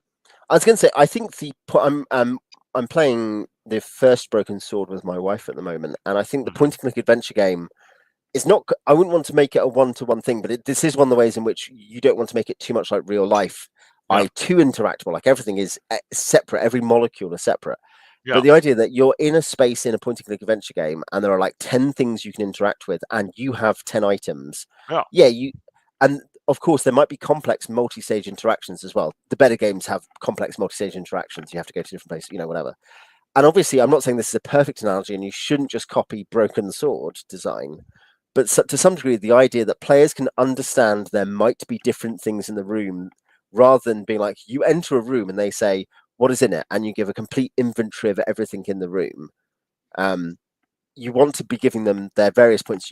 The floor is one of those points, but it shouldn't be every flagstone. It should be the floor is like this. And then when the players ask, you want it to be that they know to ask, does any of the floor look any different? We know we're looking for Yeah, so we know we're looking for like an entrance into a secret laboratory. Does the floor, and then you say no, all the floor looks the same. That should be a DM signal that it is unlikely that there is anything there. Not yeah. I necessarily, would say, certainly, yeah, but yeah. like sometimes you'll give like, you'll Mm, give a, and I do this in the beginning when I run a dungeon of like, okay, this is the yeah. general appearance of like, of the dungeon. This Yeah, is yeah. what the doors look like. This is the general dimensions of the corridors, right?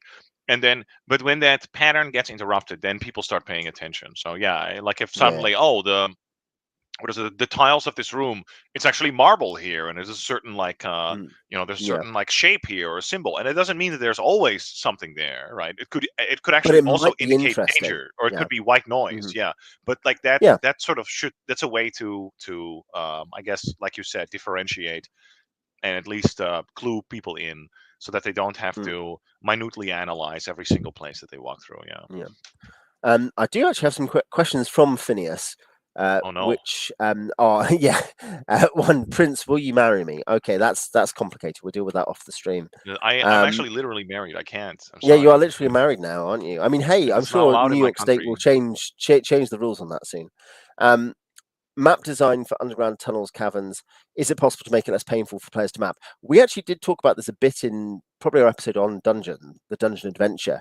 But I think just as part of the general maps discussion to do with how important maps are, um, is there a way to make tunnels and caverns, things that are natural rather than very linear, less annoying? My suggestion from having done this is you just don't make them very you don't make any of your maps very complicated. That's actually the secret, is that a certain degree of complexity goes a long way, and you want to be able to generally describe cavern systems and passage systems in fairly similar ways. There might be some differences sometimes, but I think that part of it is having, you want to limit the difference between those kinds of spaces, um, because actually describing real world caves or getting players to do real world complex cavern exploration wouldn't be very fun.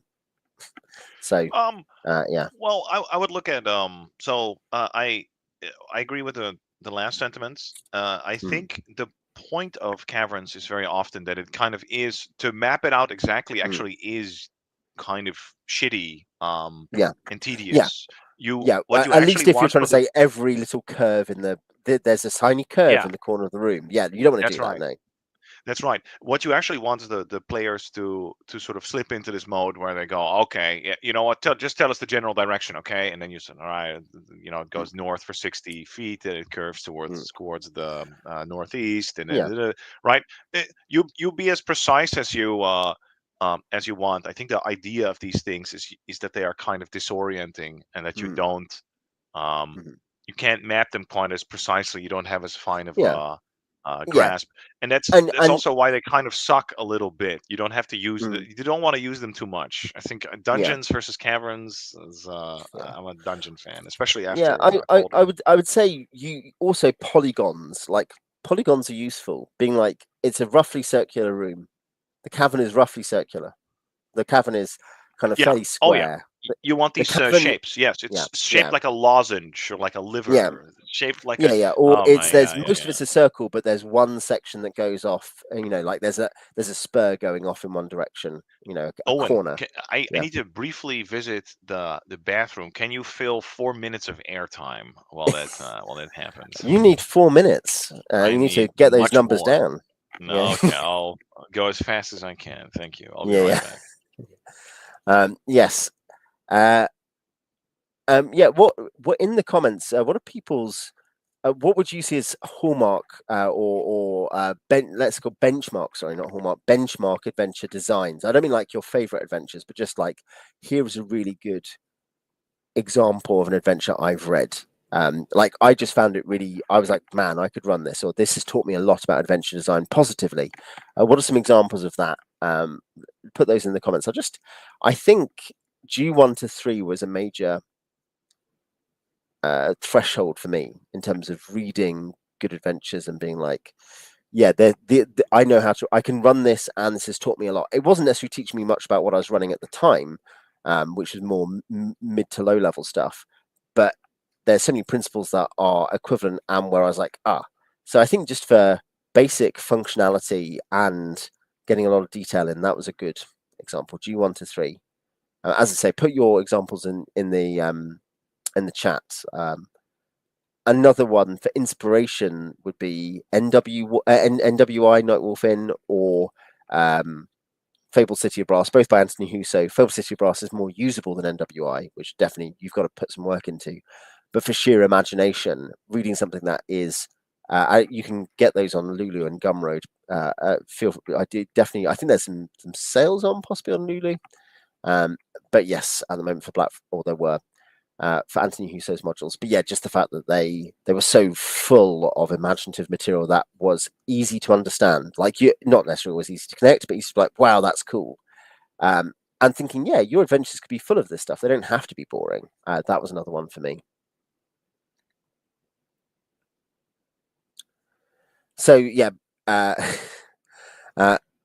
Gritzy, I'm not highlighting your comment because I refuse to let anyone celebrate Lipley's taverns.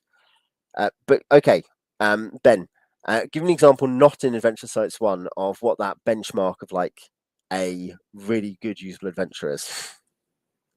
Um, some would dispute Lipley's Tavern was good and usable, wouldn't they? Due to the 3-point font size. But yeah, what's another adventure that is not an Adventure Sites 1 that you would say is a benchmark of good readability?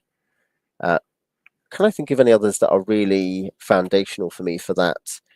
Sometimes I would say I sometimes read very small, simple modules that are still very good for that. Like uh, you're just like, oh yeah, that has a really easy map over the 10 rooms or 12 rooms it has.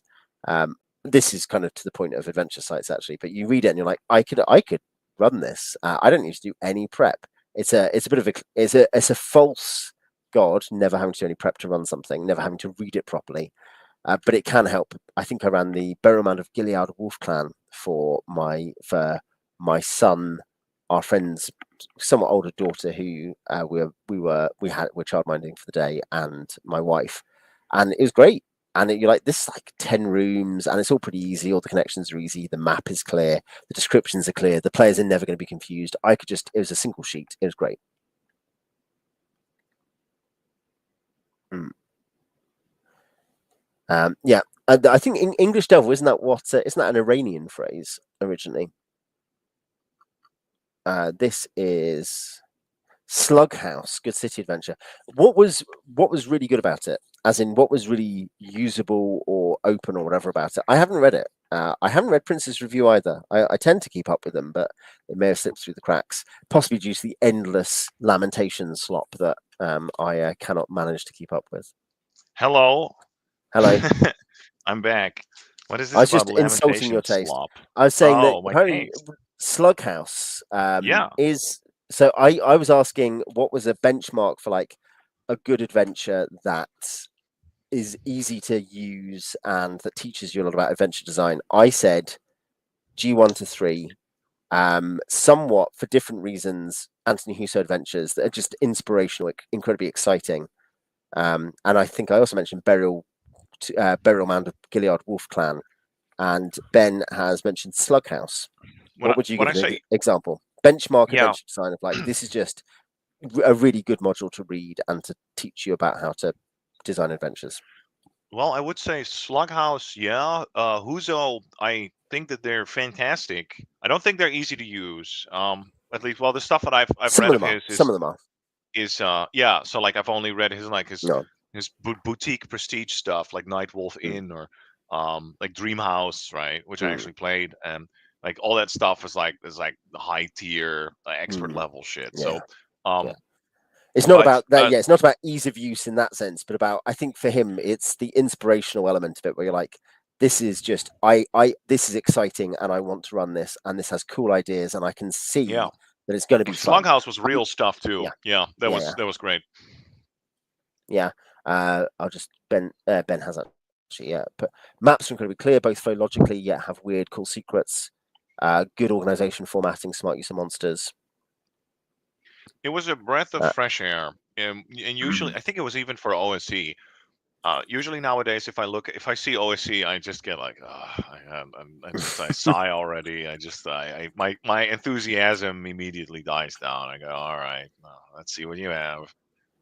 Oh, I do actually have a couple of Donward adventures from the Kickstarter in PDF only so Yeah, far that I haven't yeah, read. So I should. One is the remake of Fungus that came to Blackswell, which I don't think I've ever seen the PDF of the original version float, in the wild, but hmm I don't know how unicized it is in the revision.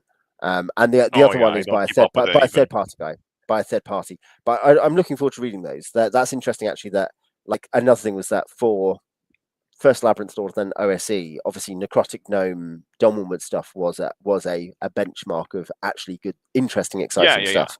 Oh Because yeah, Gavin yeah, Norman particularly is a good designer. yeah. Gucci suggests Lichway because it's well made. Lichway, there's a few like some not dungeon but dragon magazine adventures, and the very few really like White Dwarf ones. You can get them in Best of White Dwarf. I actually have a physical copy of Best of Well, White Dwarf one, which has Tizenthane and Lichway. But yeah, I in wouldn't those I ones, wouldn't give a lot of those Lichway are to yeah, beginner. I think no, it's just maybe because of the gimmick, like mm, and it's a good gimmick, right? But I hmm would think l- to me, I don't know, Lichway, that seems like a variation. Maybe that would be your second dungeon, right? mm, But like, yeah, for the first one, Slughouse is just like bam, front mm, and center, and Lichway has a sort of a trick to it actually, where most of the treasure is like underneath that one, the mm. susurrus, something like that. And if you kill it, then the entire fucking dungeon animates. Yeah. Winter's So I was gonna say, Daughter. yeah, I should say Lichway, Tizenthane, and Dragon magazine adventures like uh Chagmat's a bad example actually because it's really dense, but Chagmat is interesting for that. And there's a few others like that that are a lot of those magazine adventures from the Yeah, pre-dungeon yeah, yeah, magazine days, yeah, yeah, are yeah. much more interesting than you'd think they would be. Because oh, surely they'll be either really short or whatever. But actually, there's often a density and a professionalism professional in the sense of excellent approach to maps that is often lacking in actual modules of the same era even by the early to mid 80s. Magazines might be better. Dungeon changes that a lot because Dungeon is sometimes genuinely insane. Like this is incredible, and often completely unusable. So I wouldn't, but the earlier I days, think it's Dungeon, most great. of it is very boring. Even Mm, the format yeah. is so Mm, this feels very like late stage, where yeah, it's the opposite of what we had for a while here, where it's all airy fairy, fancy pantsy. The decay there goes in the opposite direction, where all the creative energy seems to have dissipated, and you just have like what's left behind is a sort of skeleton yeah, of book items and descriptions. And even at some yeah, point a magic effect goes off, and then they're like, actually this triggers a magic mouth spell that unleashes the temporal stasis spell, which then unleashes the what is it, the yeah, displacer beast. And it's just like the most inane descriptions that you could humanly read. yeah. So that's Oh no, the opposite side. it done. There's a few exceptions, obviously, and you'll know some of the same ones. But obviously, some of the oriented adventure stuff is because it's so different. Is what Yeah. worth running in that context. It's so Oh different yeah. from normal stuff. And if you want a controversial but completely true, essentially undeniable take, one of the best designers is they get this 17-year-old kid called Chris Perkins to make the modules that aren't play tested, and they're not even for materials he's fully read sometimes, because they're like, can you write us a module for this new setting? Here's the book about it. Here's a summary about it. And you're like, this guy has so many chops, and then but much like with Ed Greenwood, they suck the life out of him and turn him into a kind of husk of a designer. Um, and like essentially they find some actual talent, and he is more or less the only thing worth reading in lots of those issues. Is he's like, Well, so here's this Perkins is good. fun, Willie yeah, Walsh is yeah, he always has like fun ideas, and even like a few novel concepts as well. yeah, Um, there's again Mud Sorcerer's Tomb that mm, we can mm. discuss. Like there's uh No, every no, once in a while you have a there are nice, good yeah, one or things. two. Yeah, there are good things. Whoever, Yeah, do you remember what even Into the Fire, like from Dungeon mm, number one, with the mm, as a red dragon lair? I thought it was like, oh, this is actually pretty good. It feels serious, feels heavy, yeah. and yeah, It's something where I think there are still designers who were interested in publishing for Dungeon who were worth publishing. I think the editorial incentives were perverse. The editorial incentives for the writers were yes, perverse. You get people talk about it now. People talk about it since like they didn't want me to write them a dungeon. I was like, oh yeah, I've got this dungeon. It's like, can you? And they literally the response would be, can you put the dungeon? Can you use part of the dungeon and then write the rest about a monster that we've made up? And you're like, what? That's just dreadful editorializing from people who don't understand.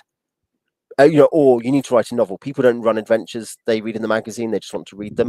And you're like, okay, that's yeah. Um, so yeah, Winter's Daughter. I've run Winter's Daughter. I don't know, Prince. Have you run Winter's Daughter? Have we discussed this I before? I haven't run it. I have reviewed it. I remember being charmed by the fairy tale-ness Mm, of it. I can't recall off the top of my head if it was. I remember it wasn't that particularly deadly. That didn't stand out mm, to me. I no. can't recall if I thought that it was like actually going too soft.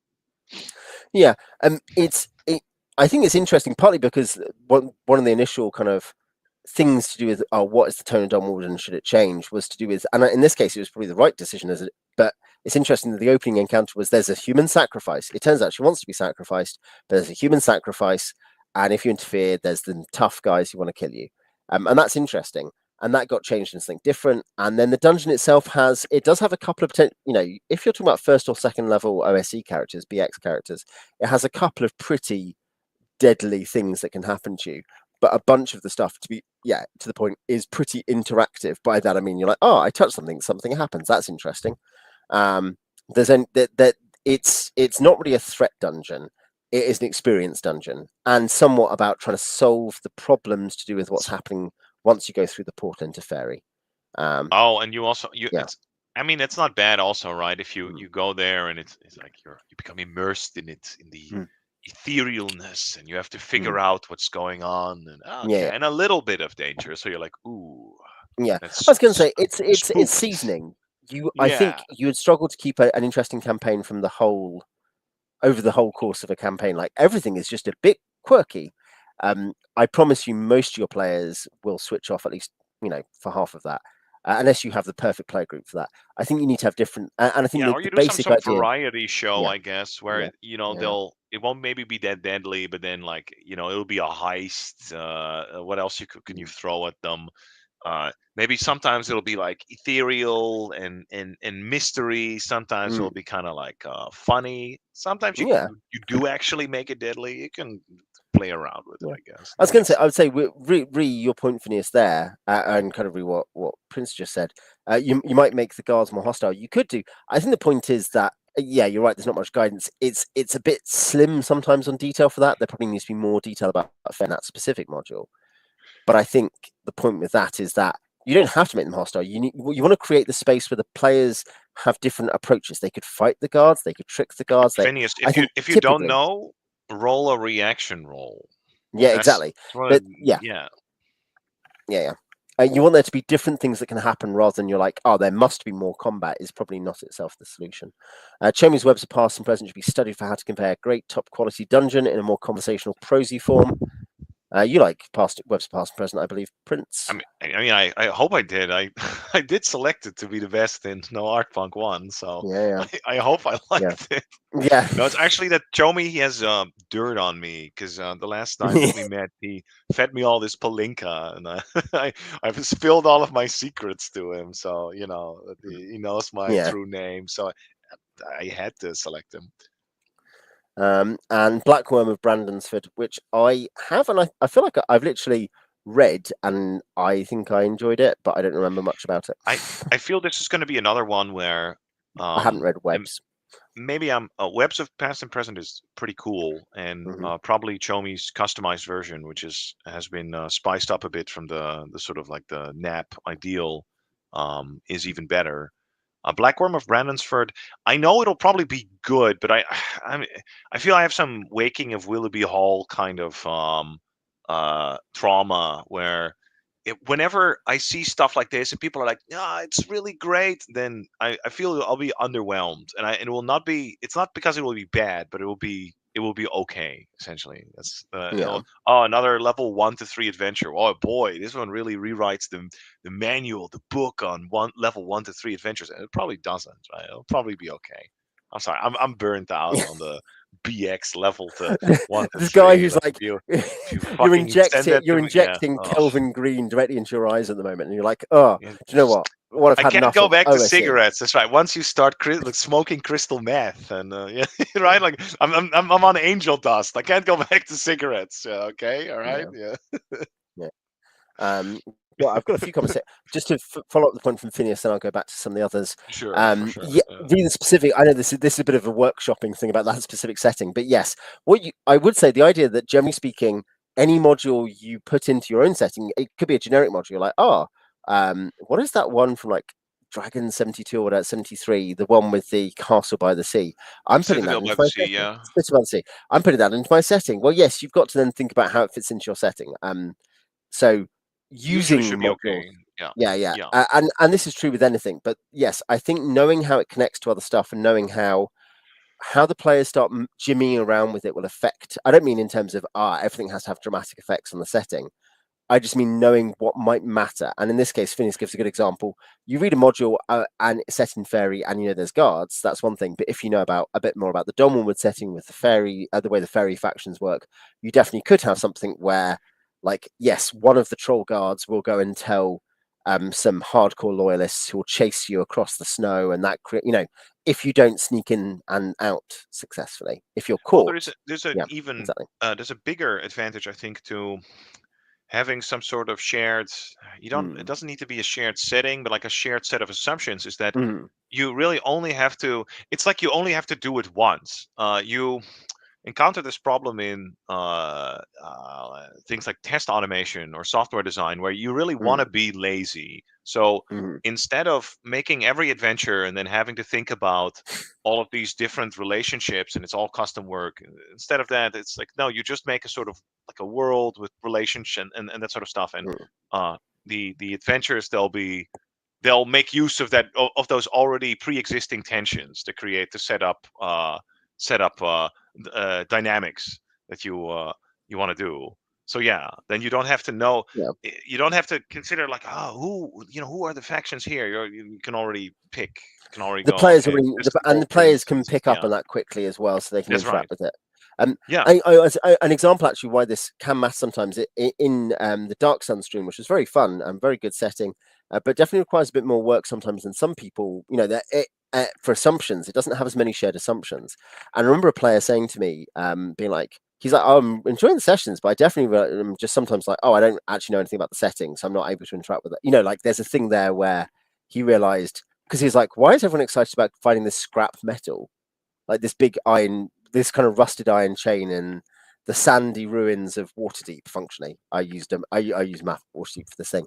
Like, oh yeah, this the chains. Well, because they're iron, and iron is really rare on this resource-starved world. Like everything, but he was like, I didn't get it, so I didn't really get why that was exciting.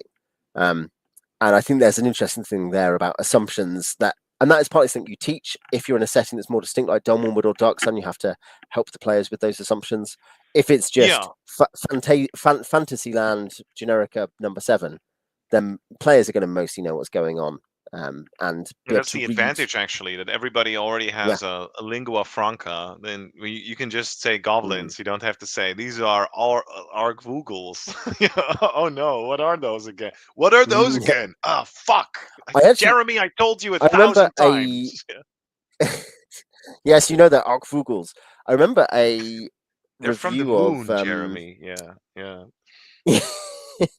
I remember a review of what is even that, the 5th edition starter set that I haven't run but I do know about. It's Does it have Argvoogles? Snarkvilles.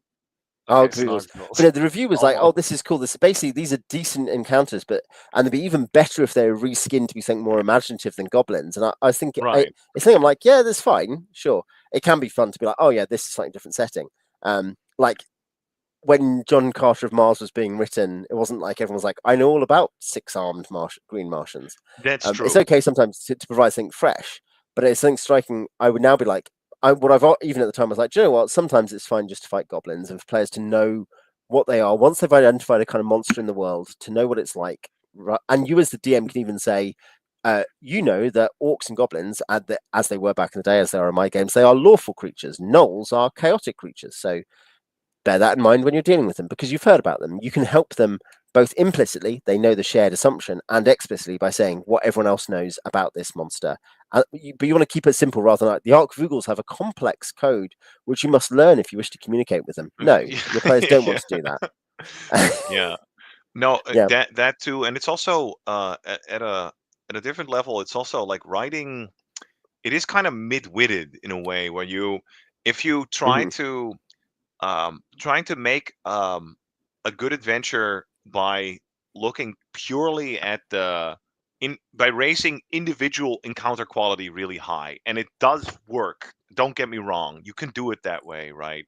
But you should actually be looking at the organization of it, I think. Mm. So then, can you make a fantastic adventure using only goblins? Yeah, easily. Actually, you should be able to do that. I feel like you should Hmm. be looking at the way all of these different factors that make up an adventure like interact, and try to push in that direction. So that and replacing all the goblins with Argvoogles and Ella's what the fuck was it called again? The Sahuagin drink, soft drink. Elasmo Ela- Brancovor. Elasmo Brancovor. Hmm. Yeah, that doesn't necessarily. Yeah, that's not how you should raise it. You should be thinking. You should be thinking higher than that, I think. Yeah, yeah. I think system and organization matters a lot. I think the sporting analogy is to do with building teams like the Los Angeles Angels baseball team. Uh, for a long time, they had the best player in baseball by a long distance, really, Mike Trout, and then they managed to pair him with this amazing Japanese guy, Shohei Ohtani, and they had a couple other big contracts, and they were Right. garbage. And you're like, how is this possible? Surely, eventually, and some of it's bad luck and stuff, injuries or whatever else. Be like, no, no. What's happened is you've ended up with a couple of aging guys whose contracts aren't any good, even though they were good. You've got these two superstars, and everything else is garbage, and the team Yeah. can't perform. They can't win. And and I think that if you watch what's the Michael Jordan Chicago Bulls documentary, whatever that's called, there's a whole point about that where at one point they basically just got Jordan, who is a superstar, and they don't really have other really good players. They got decent players, but there is something where he needs more players who can complement him. Um, Yeah. As a and force I think it's multiplier. Yeah. yeah, exactly. And I think understanding that, your adventure is not. Players may remember the cool encounters, but if it's 10 good encounters but with no connection between them, and even though they're 100% hit rate for the encounters, the players will probably only remember it as a fun experience rather than an all-time great experience. My experience is, because I do polls on this for my players nearly always remember stuff that is massive and sweeping and interconnected and has all these different things going on. And they're like, remember when this happened and then it led to this and then this had this downstream That's effect. right. It's organization rather than, they also remember cool stuff, don't get me wrong, but they remember connections as much as anything. Yeah, I think so too. Lost does, that's right, Patrick. Yeah. My go-to example for, or my proof of concept for it is always again, it's Doom, the Doom mod community, where Mm, so the old FPS Doom, yeah. which came out in the, I think, early 80s, so maybe, yeah, maybe Late early 90s, I'm not early quite sure, but 90s, I'd say. yeah. Anyway, um, it was still on DOS. So that mod community still exists, and they still make they're called WADs, but they're like map packs and that sort of stuff. And Mm, um, although they've introduced some ports that remove some of the limits that were in mm, place at the time because of technological limits. It, all of these maps still usually still use more or less the vanilla Doom or Doom 2, right? So you don't have any new enemies, you don't have any new guns, and yet the yeah. levels are very often, like, they're great. Like, even Mm, compared to the original game, sometimes they even knock that out of the park, right? And it's because the state of the art has been raised so much. Everybody has played so much that they really have a very deep understanding of the game. It doesn't yeah. necessarily come from just like whatever the extra bells and whistles of throwing in a Mm, new enemy. No, it's the maps. It's how these encounters yeah. flow. It's all that stuff around it. Okay, finish catching up. Yes, Commodore Ben says like functionally it must be overrated because it's the single best selling in DRT RPG history, and it's Wow. not the best adventure ever. Yeah, as a natural implication. Uh, and he also says, I think this is interesting. It's tangential but interesting. Every creature being unique and weird feels more like a sci-fi genre move than fantasy. Having run Traveller, there is a degree to, by the way, when you're like, partly because Traveller goes like, this is, you go for generic types of animal because otherwise you cannot have the infinite number of animals you will find in the galaxy. So yes, there's a degree of uniqueness by planet, but equally the players are like, these are space buffalo. Like they, you very quickly get to a point of the shorthand. There is one in Mission to Mithril. There is like this one unique monster. There's a couple actually, but there's one like who comes out and steals stuff. The Calamanders, and in that sense, the idea the players have they're never going to meet these animals again, and they've never met them before, is part of the point of this being this kind of high discovery quotient kind of game. And I guess though D&D is an exploration game, is maybe less of a high quotient discovery game, because the exploration is partly of all the recombination of all the elements, but with a new twist, I guess. Well, I mean, when the original players would have played D&D, they very often would have encountered Thanks, new Patrick. things, Good right? questions. Have Uh, a good time. I do genuinely think that, like, I mean, so if you Hmm. using only book monsters now is a Hmm. completely different thing than using only book monsters in 1981 with your friends who have never even heard of a lot of these things, right? So Hmm. I do think there should be more. Um, it should be the unknown and new creatures should be like a recurring feature in even in regular D&D. But I do agree also that, I don't know, in a fantasy genre, yeah, you would kind of like start to build up kind of like a repertoire or an ecosystem, and that's kind of reflected in the dungeon encounter tables as well, right? At some Hmm. point, it it doesn't completely throw out everything, Hmm. every new level. You kind of like some things are Yeah. recurring or they keep persisting. Um, I was actually thinking about, when you're talking about new monsters, I had this brain fart. I was thinking about the unarmed combat tables in AD&D, and D, and I was Hmm. thinking about Star Trek, the original series, and that if I'd Yeah. ever make a Star Trek game, I would want the unarmed combat tables from D&D, but it would be Kirk Fu, right? So they would be, Yeah. you would have the double, Kirk fighting the Gorn. yeah, you would have like the weird roll across the floor and the double-handed overhead power fist smash and like Yeah, the these are the nerf gun. maneuvers you have to select. Yeah, you Yeah, can. yeah, yeah, yeah, yeah. The Oriental Adventures martial arts system obviously does offer that kind of thing. Oh, I don't know. nice. Like it That's a has good like suggestion. yeah, which I have But used by the way. They're much more functional than you'd expect, given how hard it is to do granular systems like that.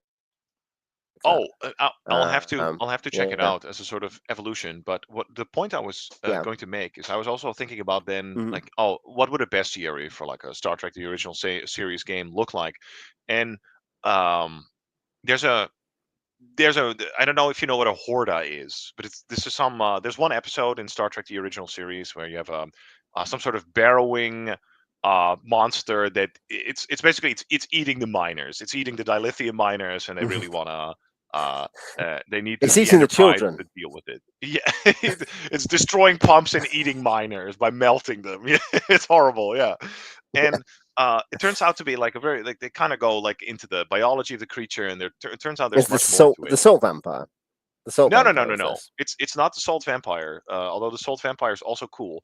But if you would make a bestiary with all of those monsters Hmm. in it, that would kind of Yeah. defeat the purpose, because the purpose is that they're unknown and the Enterprise has to Mm. figure out what the hell is going on, right? So it wouldn't quite be the same Yeah, way. So there's I a think that different dynamic to the gameplay. Yeah, yeah, it's not like, oh, here's a dungeon controlled by goblins or a twist on goblins, which is fine, twisting the thing. yeah, It's more like, in that sense, I would say a lot of OSR monster design is influenced yeah, by what we're calling here the Star Trek model, the sci-fi model. The idea that everything has to be cool and unique. yeah. And Maybe so, in a definitely sense, it some of might it be a should genre be. Yeah, mismatch. Yeah, and it should be. yeah. Yeah. Should we rattle through a couple more questions? We've got a little Now bit of let's time, but yeah, yeah, yeah. yeah, Bedtime yeah, approacheth, so yeah, indeed. let's get them done. Let's knock Let's them do it. off. Treasure stocking, Phineas says, random or a la carte. Um, how to avoid stinginess. You can budget. You can work out a budget for stinginess. That's fairly easy. Monty or magic items, just that's a learning thing. That's fairly easy. Random versus tasteful, a la carte. I think that's an interesting one. What do you think? Should you randomize all your treasure, or should you hand design it all? No, so I think we also have we have a with a this is again also an OSR problem where the something you have something good, but again the natives, they they don't fully understand. You Mm, extract the one little element and it grows outside of all proportion, right? So um random, it usually is good, and having procedural generation in order for you to quickly create a large amount of content is great.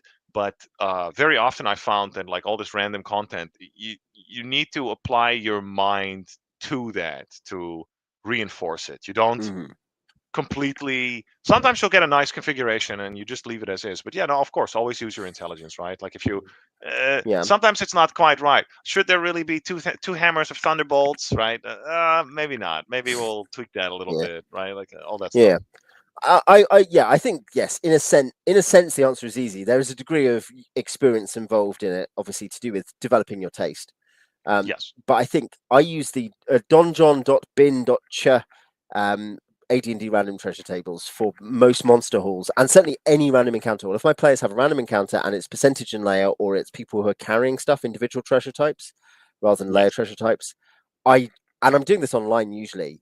Even if I'm not, if it's my in-person games, I do the same. But I'll be like, I'm just going to go and generate their treasure, and then I will very quickly make a judgment about whether or not it's stupid, crazy, or anything. But yeah, as a using, it's almost like you're using that's you doing the maths quickly rather than rolling all the dice manually. You're rolling and you're getting a suggestion, and then you can be like, this is good, this is bad. You're getting a basic input from and you as the guardian mechanism are making the decision. I tend to, because any dungeon you're designing is going to have accidentally or on purpose a theme. What I mean is, it's a goblin layer that is a theme in itself. It's the layer, you have an idea about the wizard who's leading these cultists is actually you might be like, I imagine him like Grand Admiral Thrawn, and he keeps coming up with clever ways to defeat the enemies of the cult. So you might have lots of art there. You get the idea anyway. And Yeah. that's going to mean you're going to hand design more stuff if the theme is strong in your mind, because you're going to be like, I want them to have this kind of stuff. This is one that is up on. I'm trying to think. This was up on the old blog. But it's a Dolmenwood one actually in Fairy. But there's this thing where I had this painter. One of the mini adventures you could do in this wilderness sandbox.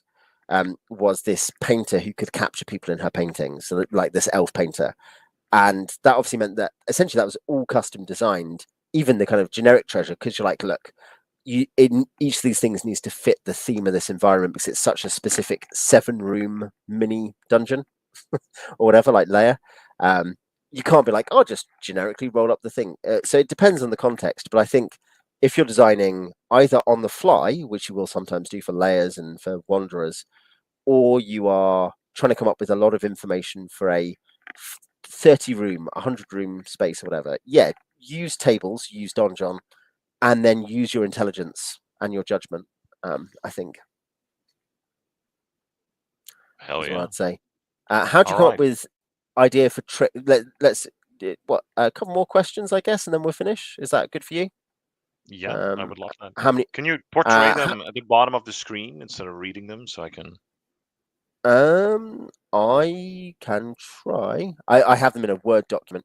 What I'm going to do is Oh, like I'm that. Oh, going no, no, to no, no, no. Yeah, then yeah just read them aloud. No, no problem. No yeah. problem. Not from the comments. Sorry. Okay. Um, yeah, I was going to say. Phineas says Donjon has good random maps. Uh, That works just yeah, Kobold fine. Chieftain has a Yeah. +1 scimitar. Oh, it Yeah, took off yeah, uh, yeah. how it, well, yeah, or just, yeah, exactly. And it can be, of Presumably course. his weapon One is thing is, looted. If it's magic, yeah, for yeah, sure.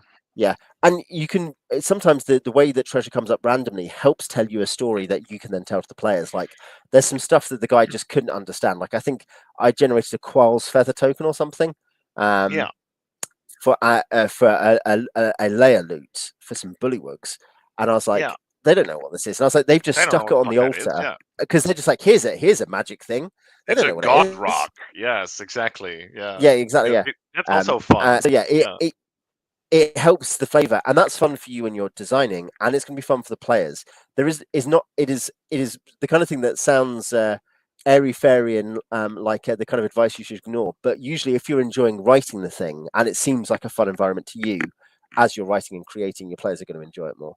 Um, No, but that's great, and that's a good mm, point. I even had that when I was running just my vanilla B2 campaign on Pedantic, where mm, I I had some vague idea because I needed a backdrop for it, right? Of like some sort of setting which had some mm, elements of I guess it's kind of similar, you have some borderlands and I assume some sort of empire existed in the center, and in my mind it was just like a sort of amalgamation of like all these previous empires that is just like sort of congealed into this newer one. But I would always, and I would do this also when I ran my fucking Backme game before that, is when there were magic items in my mind, I would at least write a little bit of like cosmetic yeah, description or flavor text, and I would have some idea of like where it was from, right? And then when I was mm, doing that, it kind of like helped me get more into the world I was portraying, and it gives yeah. the players We, more of an idea of like, oh, okay, and this is which is not an artificial, weird, lonely fun thing. It obviously no, there's lonely you should fun do in that. It's doing it cool. can be, but the point is, it's that as you're invested in the world, and it's not about you telling a big story where you're like, now you must hear the history of the fallen empire. Let me tell you, it will take 4 sessions for me to tell Yeah, you. But rather, when you're like, this is cool, and there's stuff, and you're not that stressed about it, but you're putting the stuff in the world. EOTB's put it this way, where like there's this amount of it which the world building is for the DM, but will benefit the players.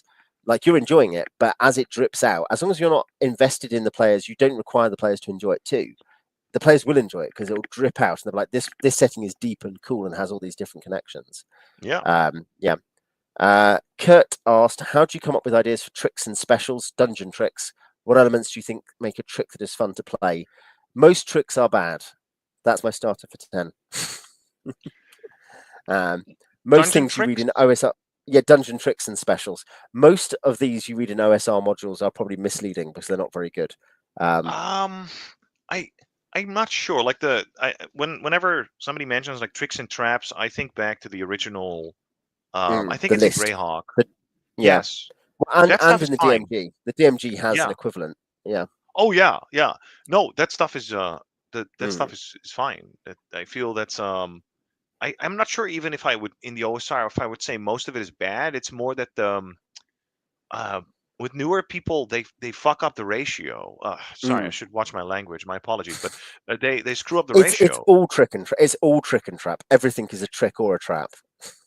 Yeah. Yeah, or it's you know, a lot of these tricks, a lot of this random weirdness, it only works if you. It has to be sort of rewarding to interact with the Hmm. weirdness. If it's negative too often, people will just stop interacting with it. Yeah, yeah. So That's one lesson certainly. I think it's also that is there's a misunderstanding of the purpose of tricks and traps in adventures. We've talked about this. We talked about this in dungeon adventures when we generally discuss principles of that. But yeah, it's that traps are either basically there are a couple of kinds of good trap in dungeons. One is one which is functionally a puzzle, i.e., you can solve it and bypass it, and it's obvious you can solve it and bypass it in some way. You've got to work it out. yeah, Or it is something where the players can bypass it in real life with virtually no effort. They just say, by that I mean they say, we do this, but that exacts a cost from them. Basically, usually time. yeah. Um, in the game, which means there's more monsters and their light runs down more. So, and some of this is going to be more appropriate, therefore, to different levels of play. Like it's going to be more appropriate to fourth level than it is to ninth level, if it's about light, as an example. But the point that the trap exacts a cost, and that's its game design purpose. Is it's not there to be. Most traps are not there to be like, this hilarious player killer. It's there to be a challenge to overcome and choose to spend time on or not spend time on. Or it's a puzzle, in which case it needs to be a fair rules for good puzzles either need to be fairly transparent, open to investigation, etc. apply as well.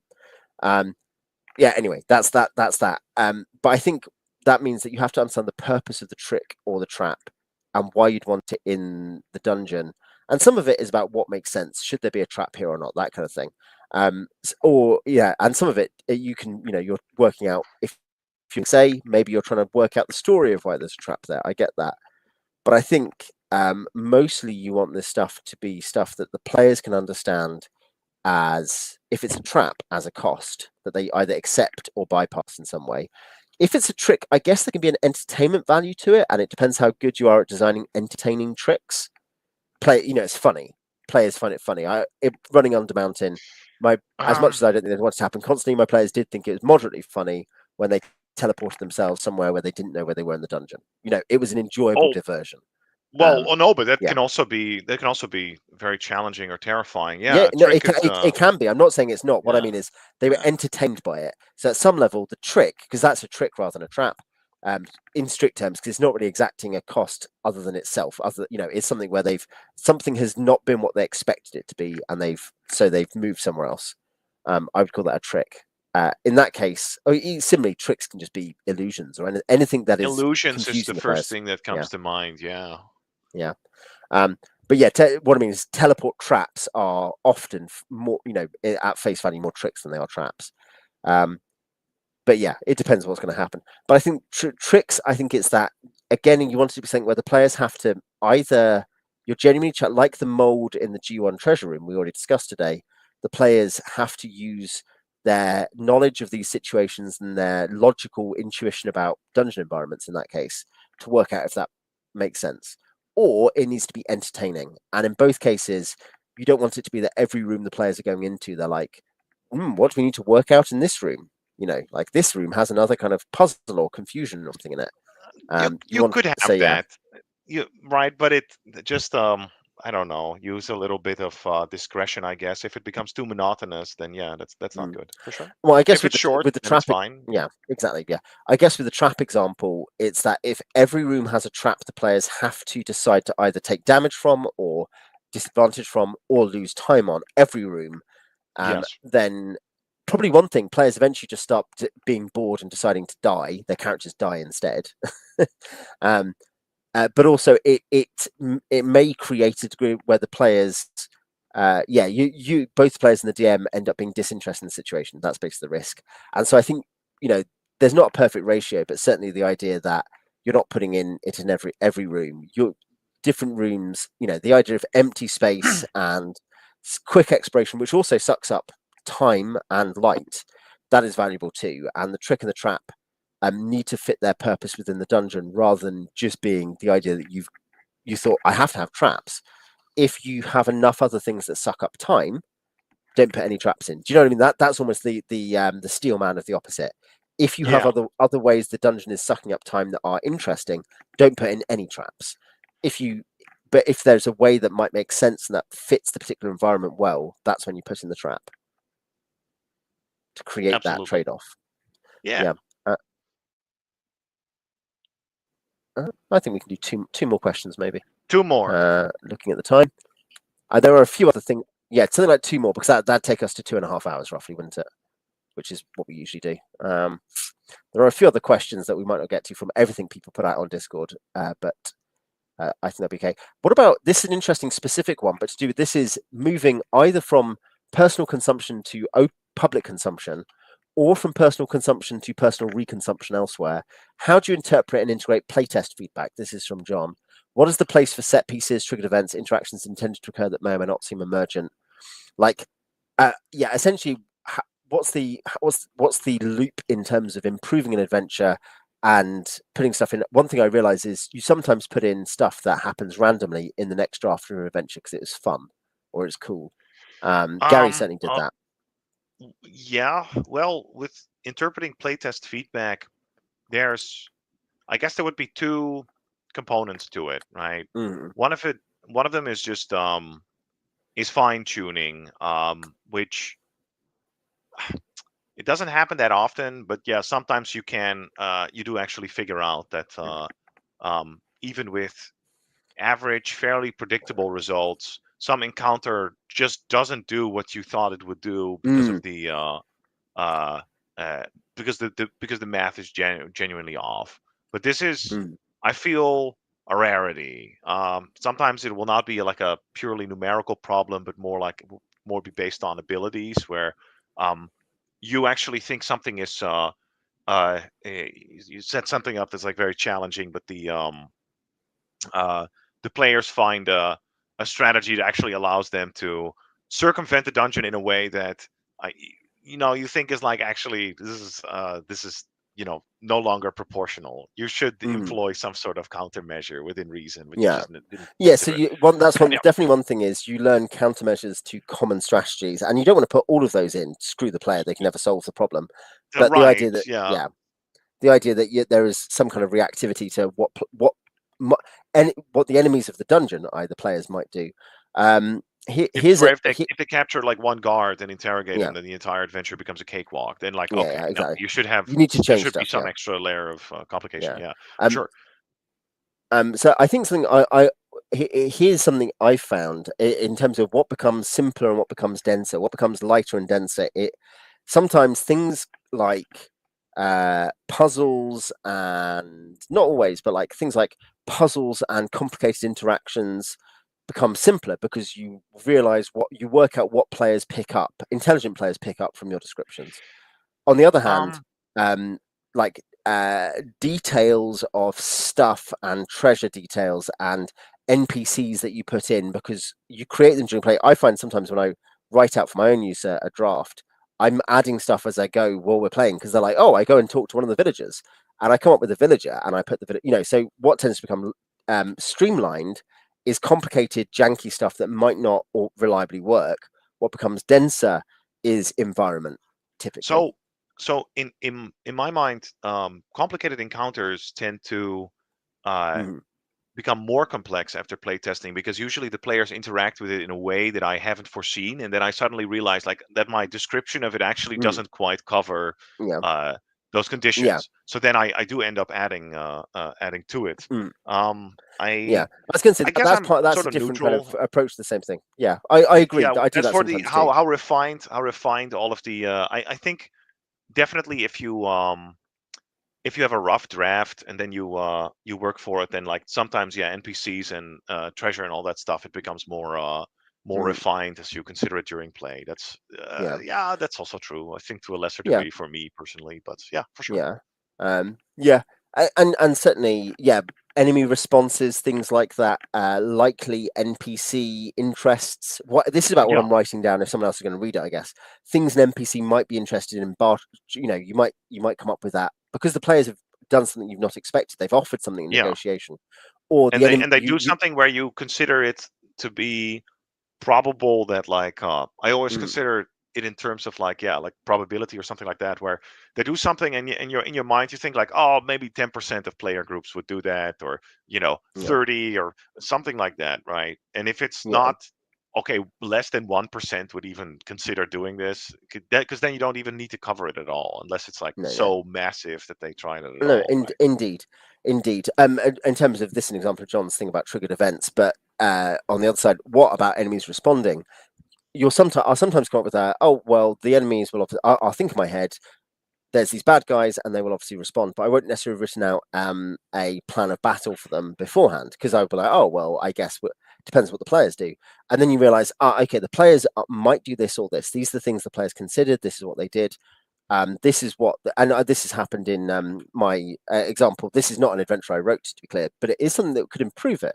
T1, great adventure, to be clear, but the adventurers had done a couple of raids and were coming back, and they'd killed off the bugbears. They'd killed a couple of gnolls, not all of them. But I was like, okay, well at this point, Lareth knows that they're there, and I was like, well, he's got 21 guards plus his lieutenant who just sit in their headquarters, right? They don't do anything else. So, and they've killed his ogre and they've killed the bugbears. So what's he going to do as he's taking heavy casualties? So he sent forward a squad of 6 of them plus a sergeant, 6 of the human guards, to the relevant intersection, which was where he'd chosen to hold. And that's something which I think you could reasonably put into a module. You could say, look, the players are going to delve a couple of times for Tywelin Homestead, which might be on the Patreon. Certainly, that was played by people on the Open Table game. I put down what will happen after each raid. Is like after the 4th raid, if it's significant, the Zavarts will have left. They will just leave. They're not Right. going to stay. Um, so that kind of thing. Like you come up with that kind of stuff, and some of that does happen through iteration through play, because what happens is the players do stuff and you're like, oh, and with T1, because the module didn't say what to do, I was like, I will decide that this happens, because it seemed like a realistic thing to happen. And so yeah, you can manage for triggered events, for responses, interactions. You manage the top 75% of interactions, I think, don't you? And you accept that a lot of the other ones are going to be very small in that terms of what's likely to happen. Top. I would, yeah, just a few primary paths, I guess. You Yeah. also don't want to Mm. like Yeah, yeah. I just think about it. So this is Mm. another sort of messy OSR wisdom where it's like Mm. the adventure is meant to be open ended. Like this is a when people say it, it really means a lot of different things. I feel to different Yeah. people, but there is some truth to it that you shouldn't Mm. write an adventure in a way so that it should cover every single fucking eventuality. That's true. But yeah, like Mm. Yeah. a few primary paths at least, right? If yeah, if it's likely that some people would, like most people would at least try it, then yeah, sure. And it's important, or right. It's complex to figure out if you don't have any context in the rest of the adventure. Then yes, write down what happens. You're never going to be Mm. able to Yeah. anticipate No, not everything everything. Absolutely. your brain dead players or your retard players can come up with, right? It's Yeah. too much. But yeah, Despite the fact they're retarded, they're also more intelligent than you because there's they're like also 6 more of them. intelligent than you. Yeah. Collectively, they can Yeah. out. Yeah. I Yeah. feel a group Right. of children can. Well, not me, but Yeah. most average Yeah. people could be outmaneuvered by a group of children. I would Yeah. easily defeat those children. Yeah. Prince has often beaten 6 children at a time. I've Um. definitely, yeah. I'll Yeah. fight them in chess. Yeah, I'll This fight them connects in to math. we'll get a freebie question in, which was one of Phineas's, was about restocking. Is it worth thinking about before you have to do it? That's probably Yeah, the same answer applies to what we've just said. Is some obvious restocks might make sense over time horizons, over very complicated interactions. You probably have, it's very hard for you as the guy writing the adventure, even for your own use, to predict that. So you probably just have to think about it later. yeah. Or But you have to there's certainly cover some so much common, terrain. Yeah, yeah, yeah, yeah, yeah. yeah, some common and obvious things. So T0 actually, Journey to Homlet, Joe Block, Greyhawk Gronyard does deal with that when he's like the there are reinforcements who are basically identical to all the unnamed monsters, like as in like the normal mooks that arrive every week or something. It's like one guy Yeah, arrives a week, and you're like, great, totally reasonable. and it's not necessarily realistic. You're like, well, what's their messenger system? How are they telling people they've taken injuries? How is this even working? It doesn't matter. What it provides is a very obvious way to say Time this pressure, yeah. outpost gets one extra guy every week. So if you kill two of them and don't go back there for a month, they'll be full strength again. Right. Um, and let's go for a last one. The last one. This is it's not the most dramatic one, but I did think it was an interesting one. It's from Zoranu, Dave. Barriers or transitions to new areas, levels of the dungeons. I think, what about how do you make liminal spaces and transitions between different regions and areas? How does that work? How do we signal it to players? Because that's the thing, like it's a whole point of the slope being detectable by dwarves and gnomes is because it's a trick that means you end up in a more dangerous area. It Yeah. stops you realizing it's going to be more dangerous. So You what otherwise about might barriers and not know, transitions? yeah. Yeah, what do you think? Well, to do it subtly is actually that's like a danger in and of itself, which I kind of like, because then you're Mm, like, oh, otherwise it's underutilized, I think. Um, yeah. I mean, I guess the most obvious way would just would be to use a stair or a pit or something like Mm, that, but probably some sort of feature can also clue mm, people in that something is definitely going wrong. In Slith Hive, you'll absolutely know if you're in a different level because you descend hundreds and hundreds of feet, and mm, usually since every environment has a different, not just mm, different individual threats, but also different like overlapping problems. I think you'll mm, pretty quickly uh, yeah. you'll figure out. It's almost like background music, right? Yeah. You'll All notice a background music change has in changed. Yeah. tune. Like, hey, wait a I minute. think Yeah, video game level, different biome, like yeah, whether it's correct. the backgrounds on your Street Fighter 2 game and they're in different cities, or it's in Bioshock and there's different kind of things going, or fall, or whatever Fallout. Like there's a different zone you're in. Um, Yeah. like the sense that the different. I think level design as something. No, and it's not like computer games came up with this necessarily, because you see it even in very early D&D products is the point. But I do think it's Right. interesting that the art, partly because of the arcade methodology, Sonic and Mario and Street Fighter, as I say, with that's just painted backgrounds, all come up with the idea that there's these different, quite visually distinct places. Um, and that is, I don't think that's what every dungeon should be. Obviously, the ruined castle may well have several levels of below it of just ruined cellars or whatever dungeons. Well, But the it's idea of good to give people a cue. I think that yeah, I just think back to the classic whatever, the Diablo video game, even, where you would go mm, from, what is it, mm, from just cellars to catacombs. At some point you're mm, in a bunch of barrows, and at some point you're in like yeah, caverns and there's lava yeah, everywhere, right? You're and going it's to good. Yeah, hell. Yeah, exactly. Subnautica does that. Subnautica is a Yeah. video modern survival game, very strong. Like this, is a different. It's a different biome. Literally, the music changes, but also because everything, the plants are different and the terrain is different. And so Or on. And have you might. one feature that indicates that, like, oh, Mm, you're actually about to you're yeah, about to transition into a different area, and it can yeah, be like a giant massacre. Just you go through a yeah, yeah. room and, like, yeah, just you're like, oh shit, what's going Yeah, on yeah, this here? is Or, different. Yeah, yeah, a exactly. very early D&D adventure that does some of this, by the way, is Caverns of Thracia, which is like, here's just some Mm, caverns. There's yes, underground temple thing. You're going deeper. This is a bit different. Oh, now there is a sun underground, like you're in a sunlit meadow underground. Like you're in the idea that the Hollow yeah, Earth. Yeah, yeah, exactly. And the idea that as you go down, things are different. And as I say, it's not that in your 2 level dungeon of ruined cellars underneath the old keep, it should be like that. There may need to be variety, like there's a cavern where there's a carrion crawler. But the point is, because those 2 levels are going to look much more similar. And you might just be using a stair. But for bigger projects, the idea that the environment itself changes seriously, distinctly between levels is, I think, quite a. It's also fun. Like it's not just good to identify because then players can make decisions about the threats involved. It's also part of the imagination thing that they're like, oh wow, now we're in the Subnautica terms, the bulb zone. This is very yeah. different to the shallow, the peaceful shallows, the safe shallows. And yeah, that's fun. People like that, and that's part of what you're doing. Anyway, yeah, we are over 2.5 hours now, so we should wrap up. It's Met our yeah, contractual obligations. No, I yeah, had a great indeed. time, Owen. Yeah, since our parole agreement with YouTube not to. not to go Well, much farther. the less Yeah, said about that, the yeah, less said about that, the better. Yeah. yeah. Okay. Cool. Thanks everyone for tuning in, and Thank you, we'll be back everyone. after Christmas. Yeah, we'll have to work out. We've got a few different ideas on the slate still, but I guess we may do a review next time. We may do something else.